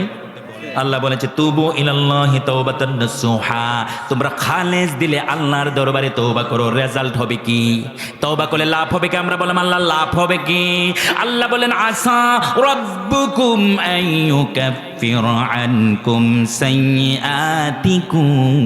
আল্লাহ বলেন লাভ হলো তোমাদের জীবনের সব গুনাহ যিনি মাফ করবেন তিনি কে? তারপরে জান্নাতে যিনি ঢুকাবেন তিনি কে? সুবহানাল্লাহ। এই জন্য আল্লাহ বলেন ইল্লা মান তাবা ওয়া আমানা ওয়া আমিলা আমালান সালিহান ফাউলাইকা ইউবাদদিলুল্লাহু সাইয়্যাতিহিম হাসানাত। ও আমার বান্দা বান্দিরা, গুনাহ করেছো অসুবিধা নাই, গুনাহ করে ফেলেছো অসুবিধা নাই, এখনো সময় আছে। তোমরা তওবা করো, ঈমানটাকে রিনিউ করে নাও, ঈমানটাকে নবায়ন করে নাও, ঈমানটাকে নতুন করে নাও, আর নেক আমল বেশি বেশি নেক আমল করা শুরু করে দাও। তাহলে কি হবে? ফাউলাইকা ইউবাদদিলুল্লাহু সাইয়্যাতিহিম হাসানাত। আল্লাহ তাআলা তোমাদের জীবনের সব গুনার খাতা মুছে দিবেন। গুনার খাতা মুছে দিয়া সওয়াব দিয়া ভরে দিবে। আল্লাহু আকবার বলেন। সম্মানিত ভাইরা, একবার চিন্তা করা যায়, আল্লাহ বলছে তোমার গুনার খাতাটা মুছে ফেলবো, গুনার ফাইল আমি ডিলিট করে দিব, সওয়াবের ফাইলে পরিণত করব। সুবহানাল্লাহ। আল্লাহ কেমন রহমান, তারপরও আল্লাহ চায় তার বান্দারা যাতে জান্নাতে যায়। ঠিক কিনা? আল্লাহ তার বান্দারা জাহান্নামে যাক এটা চায় না, বান্দা বান্দিরা যাতে করে জান্নাতে যেতে পারে। এই জন্য আল্লাহ বলেন যারা তওবা করে, তওবা করার পর আমি তার আমল নামাটা মুছে দেই, তার গুনার আমল নামাটা মুছে ফেলি, ওই জায়গাটা সওয়াব দিয়া যিনি ভরে দেন তিনি কে? আল্লাহু আকবার। খারাপ লাগতেছে? খারাপ লাগে? লা ইলাহা, সাউন্ডটা একটু মোটা বানাতো কই, আর একটু একটু দাও তো। লা ইলাহা, জোরে লা ইলাহা। একদিন মাটির ভিতরে হবে ঘরে, মন আমার কেন বাঁধো দালান ঘর। একদিন মাটির ভিতরে হবে ঘরে, মন আমার কেন বাঁধো দালান ঘর। প্রাণ পাখি উড়ে যাবে পিঞ্জির ছেড়ে, ধরা দামে সবই রবে তুমি যাবে চলে। প্রাণ পাখি উড়ে যাবে পিঞ্জির ছেড়ে, ধরা দামে সবই রবে তুমি যাবে চলে। বন্ধু বান্ধব যত, মা বাবা তারা শুধু সকলই হবে তোমার পরে। মন আমার কেন বাঁধো দালান ঘর। লা ইলাহা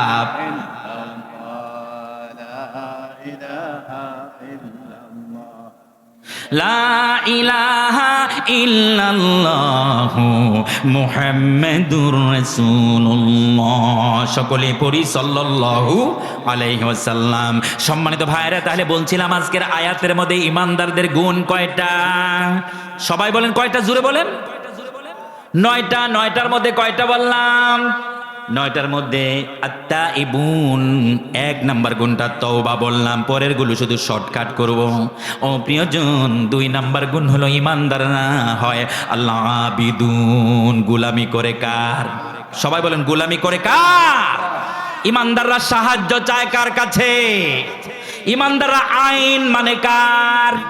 সবাই বলেন। জমিনে আইন চলবে কার?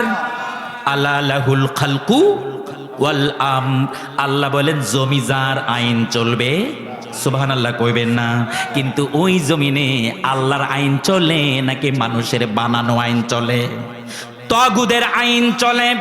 আপনি ইমানের দাবি করেন অথচ তাগুদের আইনে আপনি চলবেন।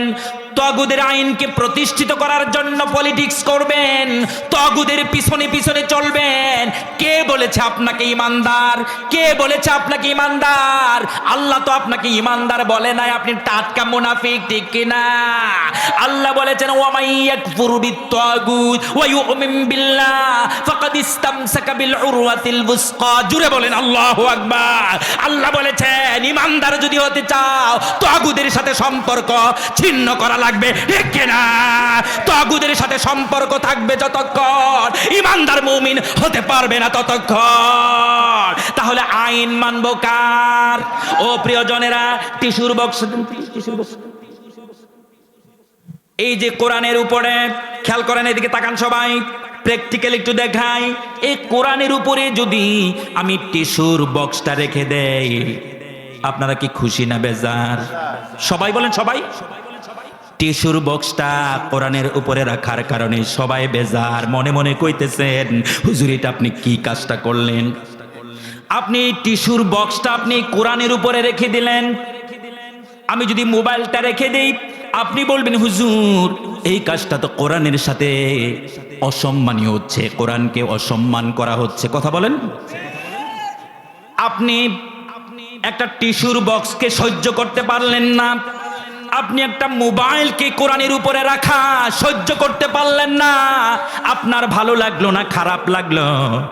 ও প্রিয়জনেরা, ও মুসলমান, আপনি কেমন করে সহ্য করতে পারেন? কোরআনের আইনের উপরে মানুষের বানানো তাগুদের আইন চলছে, ওই আইনটি আপনি কেমন করে সহ্য করেন? ডেকেরা সম্মানিত ভাইয়েরা, এই জন্য এই জমিনে আইন চলবে কার?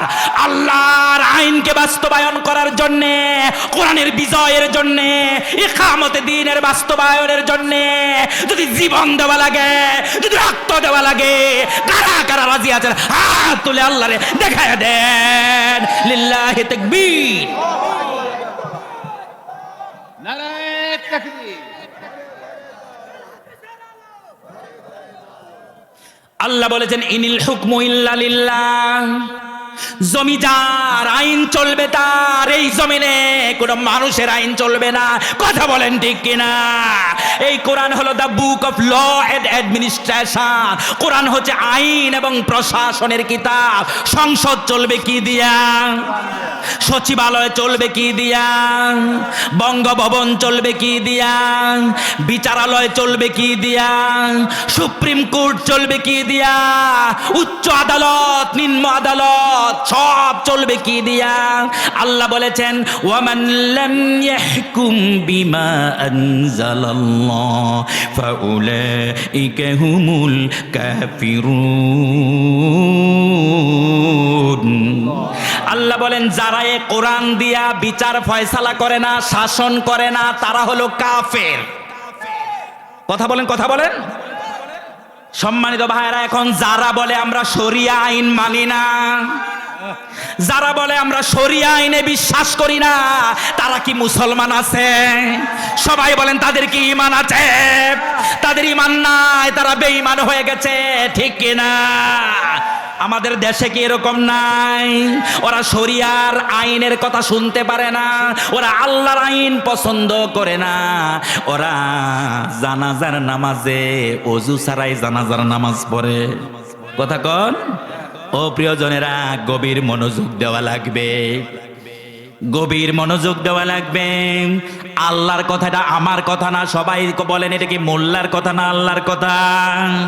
আল্লাহ বলেছেন ওয়ানিকুম বিমা আনজালাল্লাহ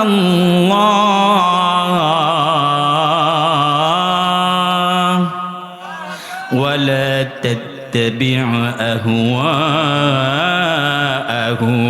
জোরে বলেন আল্লাহু আকবার। আল্লাহ বলেন ও দুনিয়ার বিচারকেরা শোনো, ও সুপ্রিম কোর্টের বিচারপতিরা, ও জজ কোর্টের বিচারপতিরা, ও বিচারপতিরা তোমরা শোনো, ওয়ানিকুম বিমা আনজালাল্লাহ, তোমরা বিচার করবা, বিচারের রায় দিবা আমার দেওয়া কোরআনের বিচারের রায় অনুযায়ী। জোরে বলেন আল্লাহু আকবার। আমার কোরআনের আইন অনুযায়ী তোমরা বিচারের রায় দিবা। চুরির আইনের তোমরা যে রায় দাও, চুরির শাস্তি দিবা আমার কোরআনে যেটা আছে সেইটা। তোমরা বানায়া কেন জেলখানায় নেও? কথা বলেন। আল্লাহ বলছে জিনার শাস্তি দিবা, ধর্ষণের শাস্তি দিবা, আমার কোরআনে যেটা আছে সেইটা। তোমরা কেন তোমাদের বানানোটা দাও? জোরে বলেন আল্লাহু আকবার। এই জন্য আল্লাহ বলেন ওয়াহিকুম বিমা আনজালাল্লাহ, তোমরা ও বিচারকেরা তোমরা যখন বিচার করবা তখন কোরআন দিয়া বিচার করবা। সুবহানাল্লাহ। ওয়ালা তাত্তাবি আহওয়াআহুম, তোমরা যদি বিচারের ক্ষেত্রে মন মতলবি বিচার করো, মন চাহি বিচার করো, নিজেদের বানানো আইন যদি বিচার করো, তাহলে ইনসাফ করতে পারবে না, জুলুম করে ফেলবে। ইনসাফ কায়েম হবে না, জুলুম করবে। তখন নিরপরাধ ভালো মানুষকেও তোমরা ফাঁসি দিয়ে দিবে, নিরপরাধ ভালো মানুষকেও তোমরা মৃত্যুদণ্ড দিয়ে দেবে, ঠিক কিনা? নিরপরাধ মানুষকেও তোমরা আয়নাঘরের মধ্যে ঢুকাবে। নিজের মনের মতো যদি করো, কোরআন বাদ দিয়া যদি করো, তাহলে আলেমদের হাতের মধ্যে তুমি হাত করা পরাবে। কথা বলেন। তাহলে তুমি ডান্ডা বেরি পরাবে। সম্মানিত ভাইরা, আল্লাহর গজব কি এমনি আসছে? বিচারপতি মানিককে রেখে আল্লাহ ধরে নাই। সবাই বলেন আল্লাহ কি ধরে নাই? বিচারপতি তোমার বিচার হবে হাসরে, বিচারপতি তোমার বিচার হবে হাসরে। এই দুনিয়ায় পার পেলেও, এই দুনিয়ায় পার পেলেও পার পাইবা না হাসরে। বিচারপতি তোমার বিচার হবে হাসরে। যিনি করবেন তিনি কে?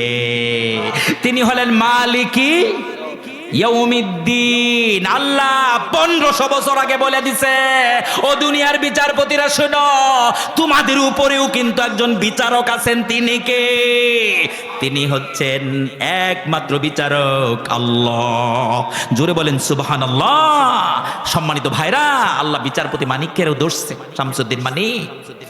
আল্লামা দেলোয়ার হোসেন সাইদির বিচারে রায় দিয়েছিল, নাউজুবিল্লাহ বলবেন না, এবং খুব হেডেম দেখাইছিল যে আমি দিয়েছি সাইদির ফাঁসি, সাইদির মৃত্যুদণ্ডের রায় আমি দিয়েছি।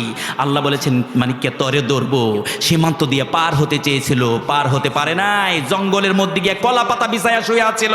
ওই কলা পাতার মধ্যে যিনি ধরায়া দিয়েছেন তিনি কে? সবাই বলেন কে? আল্লাহ নাই? ওই আল্লাহ নাই? সম্মানিত ভাইরা, খুব সাবধান থাকা লাগবে। আল্লাহ রাব্বুল আলামিন বললেন ইমানদারদের 2 নাম্বার গুণ হলো আল্লাহ আবিদুন। ইমানদাররা গোলামি করে কার? ইমানদাররা সাহায্য চায় কার কাছে? ইমানদাররা ভরসা করে কার উপরে? সিজদা করে কারে? সবাই বলেন। কবরে সিজদা দেওয়া যাবে? মাজারে সিজদা দেওয়া যাবে? হ্যাঁ, পীরের পায়ে সিজদা দেওয়া যাবে? কিন্তু আমার দেশে আছে না নাই? কবরে সিজদা করে কপাল পোড়া। কি পরিমাণ কপাল পোড়া থাকলে কবরে গিয়া সিজদা দেয়, মাজারে গিয়া সিজদা দেয়, পীরের পায়ে সিজদা দেয়, ল্যাংটার দরবারে চলে যায় ল্যাংটা ধোয়া পানি আনার জন্য। নাউজুবিল্লাহ। আমাদের বাংলাদেশে 48,000 পীর আছে, অধিকাংশ পীরগুলো হলো ভণ্ড পীর। কথা বলেন। অধিকাংশ মেজরিটি পার্সেন্ট পীর হলো ভণ্ড। এই ভণ্ডদের দরবারে মানুষ আছে না নাই? হিন্দু নাকি মুসলমান? এই নামদারি মুসলমান গুলা ওখানে যায়, এগুলা ইমান চেনে না, ইমান ভাঙ্গার কারণও জানে না, ইমান হেফাজত করতে পারে না, ঠিক কিনা? ইমান হেফাজত করা লাগবে, এত সহজ না প্রিয়জন। ইমান হেফাজতের জন্য যদি আপনাকে দেশ ছাড়তে হয় আপনি দেশ ছাড়বেন। ইমান হেফাজতের জন্য যদি আপনি চাকরি ছাড়তে হয় আপনাকে চাকরি ছাড়া লাগবে। ইমান হেফাজতের জন্য যদি আপনার গ্রামের বাড়ি ছেড়ে দিতে হয় সেটাও ছেড়ে দেওয়া লাগবে, ঠিক কিনা? উদাহরণ আসহাবে কাহাফ, সূরা কাহাফ পড়েন। সূরা কাহাফের মধ্যে 7 জন যুবকের কথা আছে না নাই? 7 জন যুবক ইমান হেফাজতের জন্য দেশ ছেড়ে চলে গিয়েছিল। যখন জালেম স্বৈরাচার শাসক যখন তাদেরকে ডেকেছে, জালেম স্বৈরাচার শাসকের কাছে অভিযোগ আসছে, বাদশাহ আপনার দেশে 7 জন যুবক আছে, এরা তাওহীদবাদী, একত্ববাদী, এরা মূর্তি পূজা করে না। আল্লাহু আকবার বলেন, জোরে বলেন আল্লাহু আকবার। এরা এক ঈশ্বরবাদী, এক আল্লাহর গোলামি করে, এক আল্লাহকে সিজদা দেয়, এক আল্লাহর ইবাদত করে, এরা মূর্তি পূজা করে না। আপনি যে সারা দেশের মধ্যে মূর্তি বানায় রাখছেন এগুলা বিশ্বাস করে না। আল্লাহু আকবার বলেন। বাদশা ডাইকে আনছে ওই 7 জন যুবককে, তার বাহিনী দিয়ে আনাইছে। আনানোর পরে জিজ্ঞাসা করছে ব্যাপার কি? তোমরা বলে মানো না, তোমরা বলে মূর্তির পূজাও করো না, তোমরা করোটা কি? তোমাদের রব কে? তখন সাথে সাথে তারা বলে দিছে রব্বুনাল্লাযী খালাকাস সামাওয়াতি ওয়াল আরদ। জোরে বলেন আল্লাহু আকবার। সাথে সাথে বলে দিছে আমাদের রব হলো কে? সুবহানাল্লাহ কইবেন না? বাদশা সময় দিয়েছে, তোমরা কি মূর্তি পূজা করবা কি করবা না সেটা এখন তোমাদেরকে সিদ্ধান্ত নেওয়া লাগবে। যদি তোমরা ভালো থাকতে চাও, শান্তিতে থাকতে চাও, তাহলে মূর্তির পূজা করা লাগবে সবাই যেমনে করে। আর যদি না করো তোমাদের জীবন বিপন্ন হবে। তোমরা সিদ্ধান্ত নাও, তোমাদেরকে সময় দিলাম, কি করবা? আজকের রাতটা তোমাদেরকে সময় দেওয়া হলো। এই 7 জন যুবক চলে গেল ওখান থেকে, দরবার থেকে যাওয়ার পর চিন্তা করলেন এখন আমাদের সিদ্ধান্ত একটাই, আমাদের বাড়িঘর ছেড়ে দেওয়া লাগবে, দেশ ছেড়ে দেওয়া লাগবে, ইমান হারা হওয়া যাবে না। আমরা যদি এই দেশে থাকি স্বৈরাচার জালেমেরা আমাদেরকে শিরকের গুনাহ করাবে, ঠিক কি না? এই জন্য তারা সিদ্ধান্ত নিলে তারা চলে যাবেন।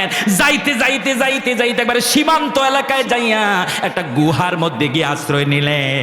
গুহার মধ্যে যাই আশ্রয় নিয়ে 7 জনে আল্লাহর কাছে দোয়া করলেন, রব্বানা হাবলানা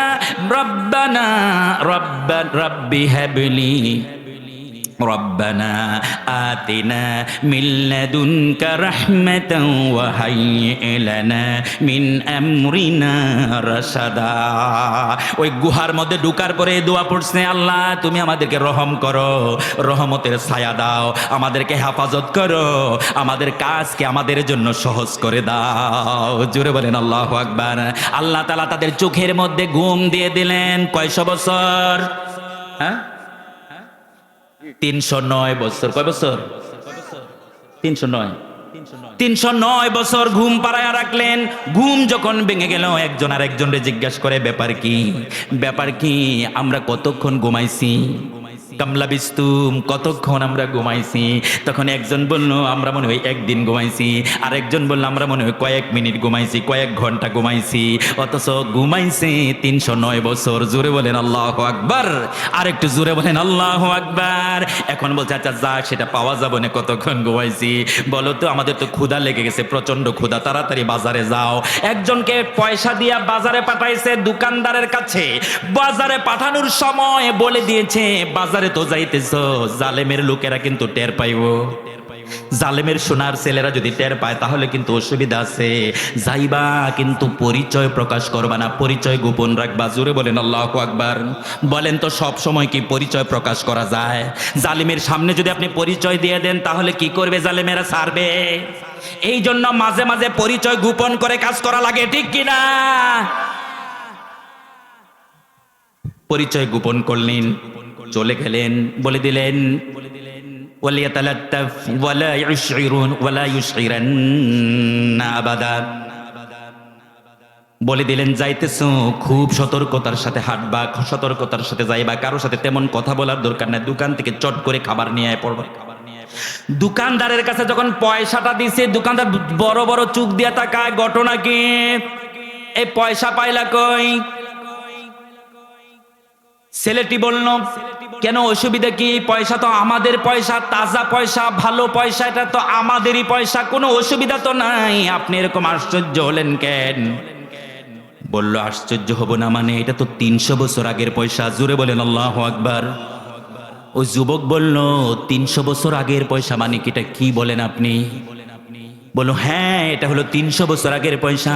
এখন যুবক সাহস করে জিজ্ঞাসা করলো, জালেম সরকারের খবর কি? আল্লাহু আকবার বলেন। জালেম স্বৈরাচার ওই দাকিয়ানুসের খবর কি? বলে, ওটা তো নাই, এখন ইমানদার সরকার। আল্লাহু আকবার বলেন। ওটা এখন নাই, শেষ হয়ে গেছে, পতন হয়ে গেছে। এখন সারা দেশের মধ্যে ইমানের হাওয়া বইছে। জোরে বলেন আল্লাহু আকবার। এখন ভালো সরকার আসছে, এখন আর জুলুম করে না। জোরে বলেন আল্লাহু আকবার। সে খুশি হয়ে গেল, খাবার নিয়ে চলে গেল ওই গুহার মধ্যে। গুহার মধ্যে যাওয়ার পর তখন আল্লাহ তাআলা তাদেরকে আবারও ঘুম পাড়িয়ে রেখেছে। জোরে বলেন আল্লাহু আকবার। সম্মানিত ভাইরা, তাহলে ইমানের হেফাজত করার দরকার আছে না নাই? অনেকে আছে ইমান হেফাজত বুঝেই না। বুঝে? ওই যে মাজারে যেগুলা যায়, যেগুলা ভণ্ড, এগুলো একটা বলতেছে, আমি চাই না বেহেশত, ভয় করি না জাহান্নাম, চাই না বেহেশত, ভয় করি না জাহান্নাম, আমার কপালেতে লেখা দিও রেজবি সার গোলাম, আমার কপালেতে লেখা দিও রেজবি সার গোলাম। নাউজুবিল্লাহ বলেন। আমরা কার গোলাম? সে রেজবি ভণ্ডর গোলামি করেছে। কয়, আমি যখন মারা যাব, কবরে যখন দেওয়া হবে, আমার কপালের মধ্যে কালি দিয়া লেখা দিবা আমি রেজবি সার গোলাম ছিলাম। নাউজুবিল্লাহ বলেন। কি পরিমাণ গুমরাহি আছে! নাউজুবিল্লাহ বলবেন না? সম্মানিত ভাইরা, চটচট করে মাত্র কয়েক মিনিটে শেষে ফেলি। আল হামিদুন, 3 নাম্বার হলো আল হামিদুন। ইমানদাররা প্রশংসাকারী হয়। কার প্রশংসা করে? সবাই বলেন, কার প্রশংসা করে? ইমানদাররা আল্লাহর প্রশংসা করে। কিন্তু এই দুনিয়ায় চাটুকার আছে না নাই? এই চাটুকাররা বদমাশ লোকদেরও প্রশংসা করে, জালেমেরও প্রশংসা করে, স্বৈরাচারেরও প্রশংসা করে। কথা বলেন ঠিক কিনা? প্রশংসা করতে করতে জান্নাতের সার্টিফিকেট দিয়ে দেয়। দেয় না? দেয় না? হ্যাঁ, জান্নাতের সার্টিফিকেট পর্যন্ত দিয়ে দেয়। নাউজুবিল্লাহ বলেন। সম্মানিত ভাইরা, নবীজি বলেছেন, ইজা মুদিহাল ফাসিকু ওয়াহতাজ্জালাহুল আরশু, যখন ফাসেক, ফাজের, পাপী ব্যক্তির প্রশংসা করা হয়, তখন আল্লাহর আরশ কেঁপে ওঠে। ঠিক কিনা বলেন? সম্মানিত ভাইরা, এই জন্য কি বলবেন কোনোদিন আমার ভাইয়ের চরিত্র ফুলের মতো পবিত্র? এগুলো কইবেন কোনোদিন? হ্যাঁ? হায় হায় হায়, মিছিলে মিছিলে গিয়া তুফান তুলে আর বলে আমার ভাইয়ের চরিত্র ফুলের মতো পবিত্র, নামাজ পড়েন না? হ্যাঁ, 5 ওয়াক্ত। নাউজুবিল্লাহ বলেন। সম্মানিত ভাইরা, এগুলা করা যাবে না। প্রশংসা করব কার? আস-সাইহুন, ইমানদাররা রোজা রাখে। রোজার মাসে তারা দরজা বন্ধ করে খায় না। সুবহানাল্লাহ। রোজার মাসে তারা রোজা রাখে, তারা রোজাদার হয়। এই যে রোজার মাস এসে পড়েছে আমাদের মুমিন জীবনের বসন্তকাল, সওয়াবের মৌসুম, রহমত বরকতের মাস, মাগফিরাত আর নাজাতের মাস আমাদের আসতেছে। আপনারা কি রোজা রাখবেন? কারা কারা রাখবেন একটু আল্লাহকে দেখান তো। আল্লাহ, আমাদেরকে তুমি রোজাদার হিসাবে কবুল করিও। সবাই বলুন আমিন। আল্লাহ, সুস্থতার সাথে রোজাগুলো কমপ্লিট করার তৌফিক দিও। সবাই বলুন আমিন। রোজা লাআল্লাকুম তাত্তাকুন, আল্লাহ বলেছে এটা হচ্ছে তাকওয়ার ট্রেনিং এর মাস। দীর্ঘ 1 মাস ট্রেনিং প্রোগ্রাম, একটা মানুষকে ভালো মানুষ বানানোর জন্য, মুত্তাকি বানানোর জন্য, আল্লাহওয়ালা বানানোর জন্য 1 মাস ট্রেনিং কিন্তু কম নয়। এজন্য এই মাসটাকে আমরা নিব। এই মাসে আমরা যত ভালো কাজ, সর্বোচ্চ মানের ভালো কাজ করে কাকে দেখাবো? আল্লাহকে। আল্লাহর কাছে আমরা চাই আল্লাহ যেন আমাদেরকে পরহেজগার, মুত্তাকি, ঈমানদার, মুমিন বান্দা বান্দি হিসেবে কবুল করে। সবাই বলুন আমিন। আর একটু জোরে বলেন আমিন। মুত্তাকি হওয়া ছাড়া আপনি জান্নাতে যেতে পারবেন না, আপনি যত কথাই বলেন। আল্লাহ কিন্তু বলে নাই যে উইদ্দাত লিল মুসলিমিন। কোন জায়গায় আল্লাহ বলে না যে মুসলমানের জন্য জান্নাত। আল্লাহ বলছে মুসলমান, ওই সমস্ত মুসলমানদের জন্য জান্নাত যারা মুত্তাকি। সুবহানাল্লাহ বলেন। ওই সমস্ত মুসলমানদের জন্য জান্নাত যারা মুমিন, সুবহানাল্লাহ কইবেন না। মুসলমান হইলেই জান্নাতে যাওয়া যাবে না, 4 প্রকার মুসলমান থেকে 1 প্রকার মুসলমান শুধু জান্নাতে যাবে। সবাই আমার মা বোনেরা কানগুলো খাড়া করুন, 4 প্রকারের মুসলমান থেকে 1 প্রকার মুসলমান শুধু জান্নাতে যাবে, সুবহানাল্লাহ বলেন। এই 4 প্রকার মুসলমান হচ্ছে কি, মুসলমানের ঘরে জন্ম নিয়েও কিছু মুসলমান আছে তারা কাফের হয়ে গেছে। কি হয়ে গেছে? কাফের হয়ে গেছে। তাদের আকীদার কারণে, তাদের আকীদাগত সমস্যার কারণে তারা কাফের হয়ে গেছে। কেউ যদি মুসলমান হইয়া বলে যে আমি কোরআনের আইন মানি না, শরিয়া শাসন মানি না, সে ঈমান হারা হয়ে গেছে। কি হয়ে গেছে? ঈমান হারা, ডাইরেক্ট ঈমান হারা হয়ে গেছে। অথচ মুসলমানের ঘরে জন্ম নিয়েও কি সে কাফের। কাফের আপনাদের মসজিদে আসবে, মসজিদে হাজিরা দিবে, তারপরেও সে কাফের। কারণ তার আকীদা কি? তার আকীদা সমস্যা। সে বলতেছে আমি কোরআনের আইন মানি না, আমি শাসন মানি না। নাউজুবিল্লাহ বলেন। এই জন্য সে নামাজ পড়ার পরও সে কাফের, রোজা করার পরও কি সে। সম্মানিত ভাইয়েরা, গভীর মনোযোগ দেওয়া লাগবে, ব্যাখ্যা করব না। 4 প্রকার মুসলমান থেকে 1 প্রকার মুসলমান হলো মুসলমানের ঘরে জন্ম নেওয়ার পর আকীদার কারণে সে কাফের। তাহলে মুসলমান 2 নাম্বার মুসলমান হলো মুসলমানের ঘরে জন্ম নেওয়ার পরও শিরকের গুনাহ করার কারণে মুশরিক। 3 নাম্বার হলো মুসলমানের ঘরে জন্ম নিয়াও মুনাফিকি করার কারণে তার নাম হয়েছে মুনাফিক। কথা বলেন। আরেক প্রকার হলো মুসলমান যারা কুফরি করে না, শিরকের গুনাহ করে না, মুনাফিকিও করে না, তারা হলো মুমিন মুত্তাকি। সুবহানাল্লাহ। এই মুমিন মুত্তাকিদের জন্য জান্নাত যিনি বানায় রেখেছেন তিনি কে? আল্লাহ বলছেন উইদ্দাত লিল মুত্তাকিন। আল্লাহ বলেন আমি আমার জান্নাত আমার মুত্তাকি মুসলমানদের জন্য বানাইছি। মুনাফিক মার্কা মুসলমানের জন্য বানাই নাই, মুশরিক মার্কা মুসলমানের জন্য বানাই নাই, কাফের মার্কা মুসলমানের জন্য বানাই নাই। জোরে বলেন আল্লাহু আকবার। এখন আপনারা কি জান্নাতে যেতে চান? সবাই বলেন যেতে চান। আমিন। হাত নামান। কারা কারা জাহান্নামে যেতে চান একটু হাত তোলেন তো। কেউ হাত তোলে নাই। ও প্রিয়জনেরা, জান্নাতে যাওয়ার, জাহান্নামে যাওয়ার জন্য তো আমরা আসি নাই, জাহান্নামে যাওয়ার জন্য আমরা এত কষ্ট করি না, ঠিক কিনা বলেন? আমরা সবাই জান্নাতে যেতে চাই। আল্লাহ আমাদেরকে জান্নাতি হিসেবে কবুল করুক, সবাই বলুন আমিন। সম্মানিত ভাইরা, এখন শুধু পয়েন্ট বলে দিই। তাহলে ইমানদারদের 4 নাম্বার গুণ হলো সাইহুন, ইমানদাররা রোজাদার হয়।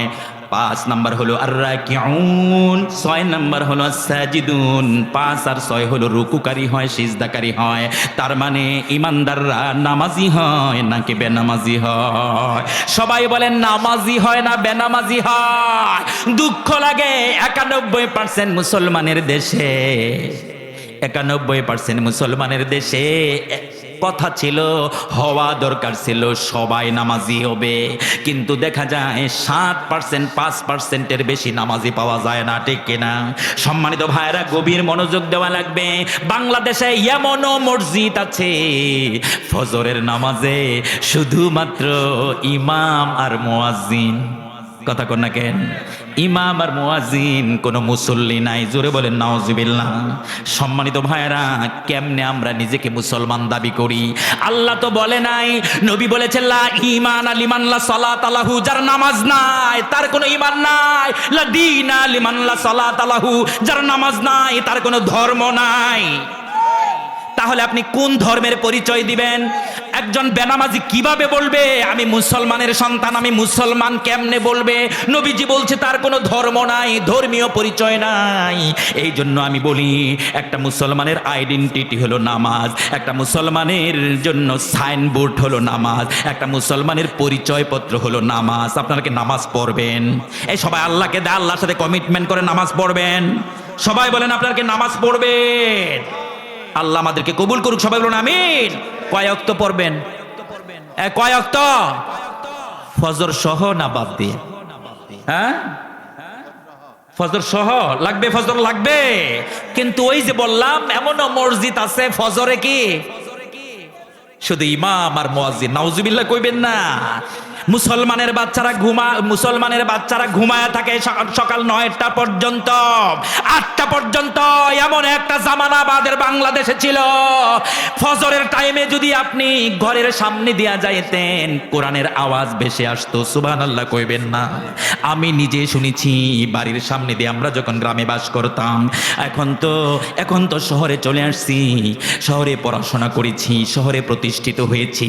একটা সময় যখন আমরা গ্রাম থেকে উঠে আসা মানুষ, গ্রাম থেকে উঠে আসা সন্তান, আমরা দেখতাম, খেয়াল করেছি বাড়ির সামনে দিয়ে গেলেই শুধু কোরআন তেলাওয়াত পাওয়ার আওয়াজ শোনা যেত। সুবহানাল্লাহ, হায় রে কোরআন গেল কই, এখন আর নাই। নবীজি বলল দাখালতুল জান্নাহ, আমি মিরাজের রাতে জান্নাতে প্রবেশ করলাম, ওয়া সামি'তু ফিহাল কোরআন, এবং সেখানেও আমি কোরআন তেলাওয়াত শুনলাম। আল্লাহু আকবার বলেন। সম্মানিত ভাইরা, সেই কোরআন তেলাওয়াত এখন নাই। আমাদের ছেলেমেয়েরা সকাল 8টা-9টা পর্যন্ত ঘুমায়া থাকে, ঠিক কিনা? ও প্রিয়জনেরা, এমনও মহিলা আছে তারাও ঘুমায় থাকে। আচ্ছা, মহিলা মানুষ যদি ঘুমায় থাকে তাহলে বাচ্চা কাচ্চারা কি করবে আপনি বলেন? আমার বলার দরকার না, আপনি নিজেই বলেন। একজন মহিলা মানুষ যদি 8টা পর্যন্ত 9টা পর্যন্ত ঘুমায়, তার সন্তানদের অবস্থা কি হয়? সন্তানরাও কিন্তু ঘুমের অভ্যাস করে ফেলবে, ঘুমায়া থাকবে। এই জন্য মা অনেক বেশি কিন্তু গুরুত্বপূর্ণ একটা বিষয়, ঠিক কিনা বলেন?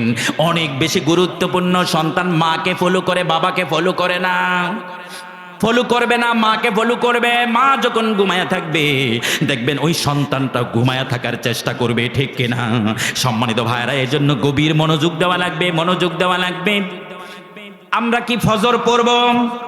সবাই বলেন পড়ব নাকি ঘুমায়া থাকব? কেমন করে ঘুমাও তুমি ফজর করে কাজা, এমনও তো হতে পারে জোহরে জানাজা। কেমন করে ঘুমাও তুমি ফজর করে কাজা, এমনও তো হতে পারে তোমার জোহরে জানাজা। মুসলিম হয় না জন্ম নিলে মুসলমানের ঘরে, মুসলিম হয় না জন্ম নিলে মুসলমানের ঘরে, কাফির মুমিন তফাৎটা হয় সালাতের উপরে।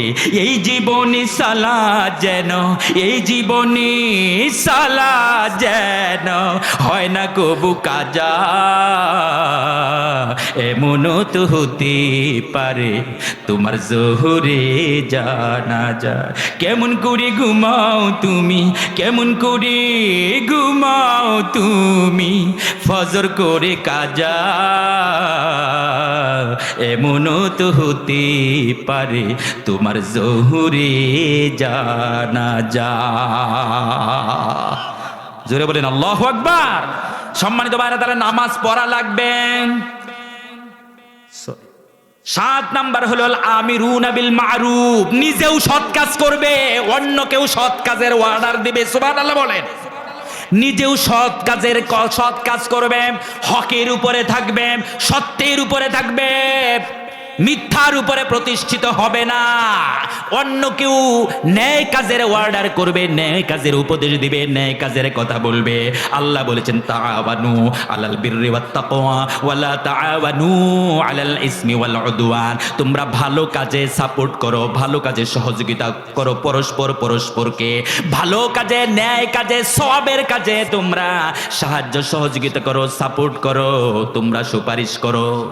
অন্যায় কাজে, পাপের কাজে, আল্লাহর অসন্তুষ্টির কাজে তোমরা একজন আরেকজনকে পথ দেখাবে না, ঠিক না? সম্মানিত ভাইরা, তাহলে কি হলো? 7 নাম্বার আল আমিরুনা বিল মারুফ, সৎ কাজের নিজেও করবে, আরেকজনকেও আদেশ দিবে। 8 নাম্বার হলো ওয়ান্নাহুনা আনিল মুনকার, অন্যায় কাজে বাধা দেবে, অন্যায় কাজ নিজেও করবে না, সাপোর্ট করবে না, অন্যায়ের দিকে সুপারিশ করবে না, সমর্থন করবে না। একটা অন্যায়কারীকে কখনো সমর্থন করা যায় না, ঠিক কিনা? আপনি জানেন এই লোকটা জুলুমবাজ, আপনি জানেন এই লোকটাকে যদি সমর্থন করি, এই লোকটা ক্ষমতা পাইয়াই চাঁদাবাজি করবেন, কোটি কোটি টাকা মাইরা দিবে, কোটিপতি হয়ে যাবে, ঠিক কিনা? আপনি ভালো করে জানেন এই লোকটা এই কাজ করবে, করবে, তারপরও আপনি কেমনে সমর্থন করেন, কেমনে আপনি তাকে সাপোর্ট করেন। নবীজি আল্লাহ বলেছেন মাইয়াশফা শাফাআতান হাসানাতান ইয়াকুন লাহু নাসিবুম মিনহা ওয়া মান ইয়াশফা শাফাআতান সাইয়্যাতান ইয়াকুন লাহু কিফলুম মিনহা। কেউ যদি ভালো কাজে সমর্থন করে, ওই ভালো কাজে সমর্থন করার কারণে যে সওয়াব ওই লোকটা করবে, যেই লোকটাকে আপনি সমর্থন করেছেন অথবা যেই সওয়াবটা হয়েছে ওই সওয়াব আপনিও সমান পাবেন। সুবহানাল্লাহ। আর আপনি যদি অন্যায় কাজে অন্যায়কারীকে সমর্থন করেন, ওই অন্যায়কারী যত অন্যায় করবে সব অন্যায় সমান হারে আপনার আমলনামায় আসবে, ঠিক কিনা বলেন? এই জন্য সমর্থন করা, সুপারিশ করাও হচ্ছে খুবই মারাত্মক একটা বিষয়, বুঝে শুনে সুপারিশ করা লাগে। সম্মানিত ভাইরা, এই জন্য বয়ান শেষের দিকে চলে আসলাম। আল্লাহ রাব্বুল আলামিন 8 নম্বরে বলেছেন ওয়ান্নাহুনা আনিল মুনকার। 8 নাম্বার হলো ইমানদাররা কোনোদিন অন্যায় সমর্থন করবে না। সুবহানাল্লাহ। অন্যায় কাজে বাধা দিবে।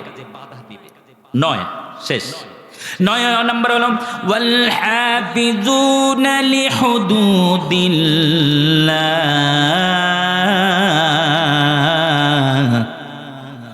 9 নাম্বার হলো তারা ইমানদারেরা আল্লাহর সীমানার পাহারাদার হবে, আল্লাহর সীমানার হেফাজতকারী হবে। সুবহানাল্লাহ।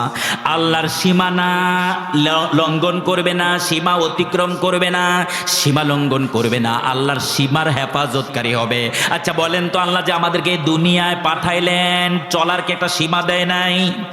নাকি সব করা যাবে? সব কিছু কি করা যাবে? সব কিছু করার পারমিশন নাই। আল্লাহ যতটুকু করতে এলাও করেছেন, যতটুকু কাজকে আল্লাহ এলাও করেন ততটুকু করা যাবে। আল্লাহ যা এলাও করে না ততটুকু করা যাবে না। আল্লাহ যেটুকু করলে আল্লাহ খুশি হয় অতটুকু করা যাবে, যেটুকু করলে আল্লাহ বেজার হয় ওইটুকু করা যাবে না। হালালগুলো করা যাবে, হারামগুলো করা যাবে না। জায়েজের সীমা রেখার মধ্যে থাকতে হবে, নাজায়েজের সীমা অতিক্রম করা যাবে না, ঠিক কি না? রাজি? সবাই বলেন রাজি। হাত নামান। সুদ খাওয়া যাবে?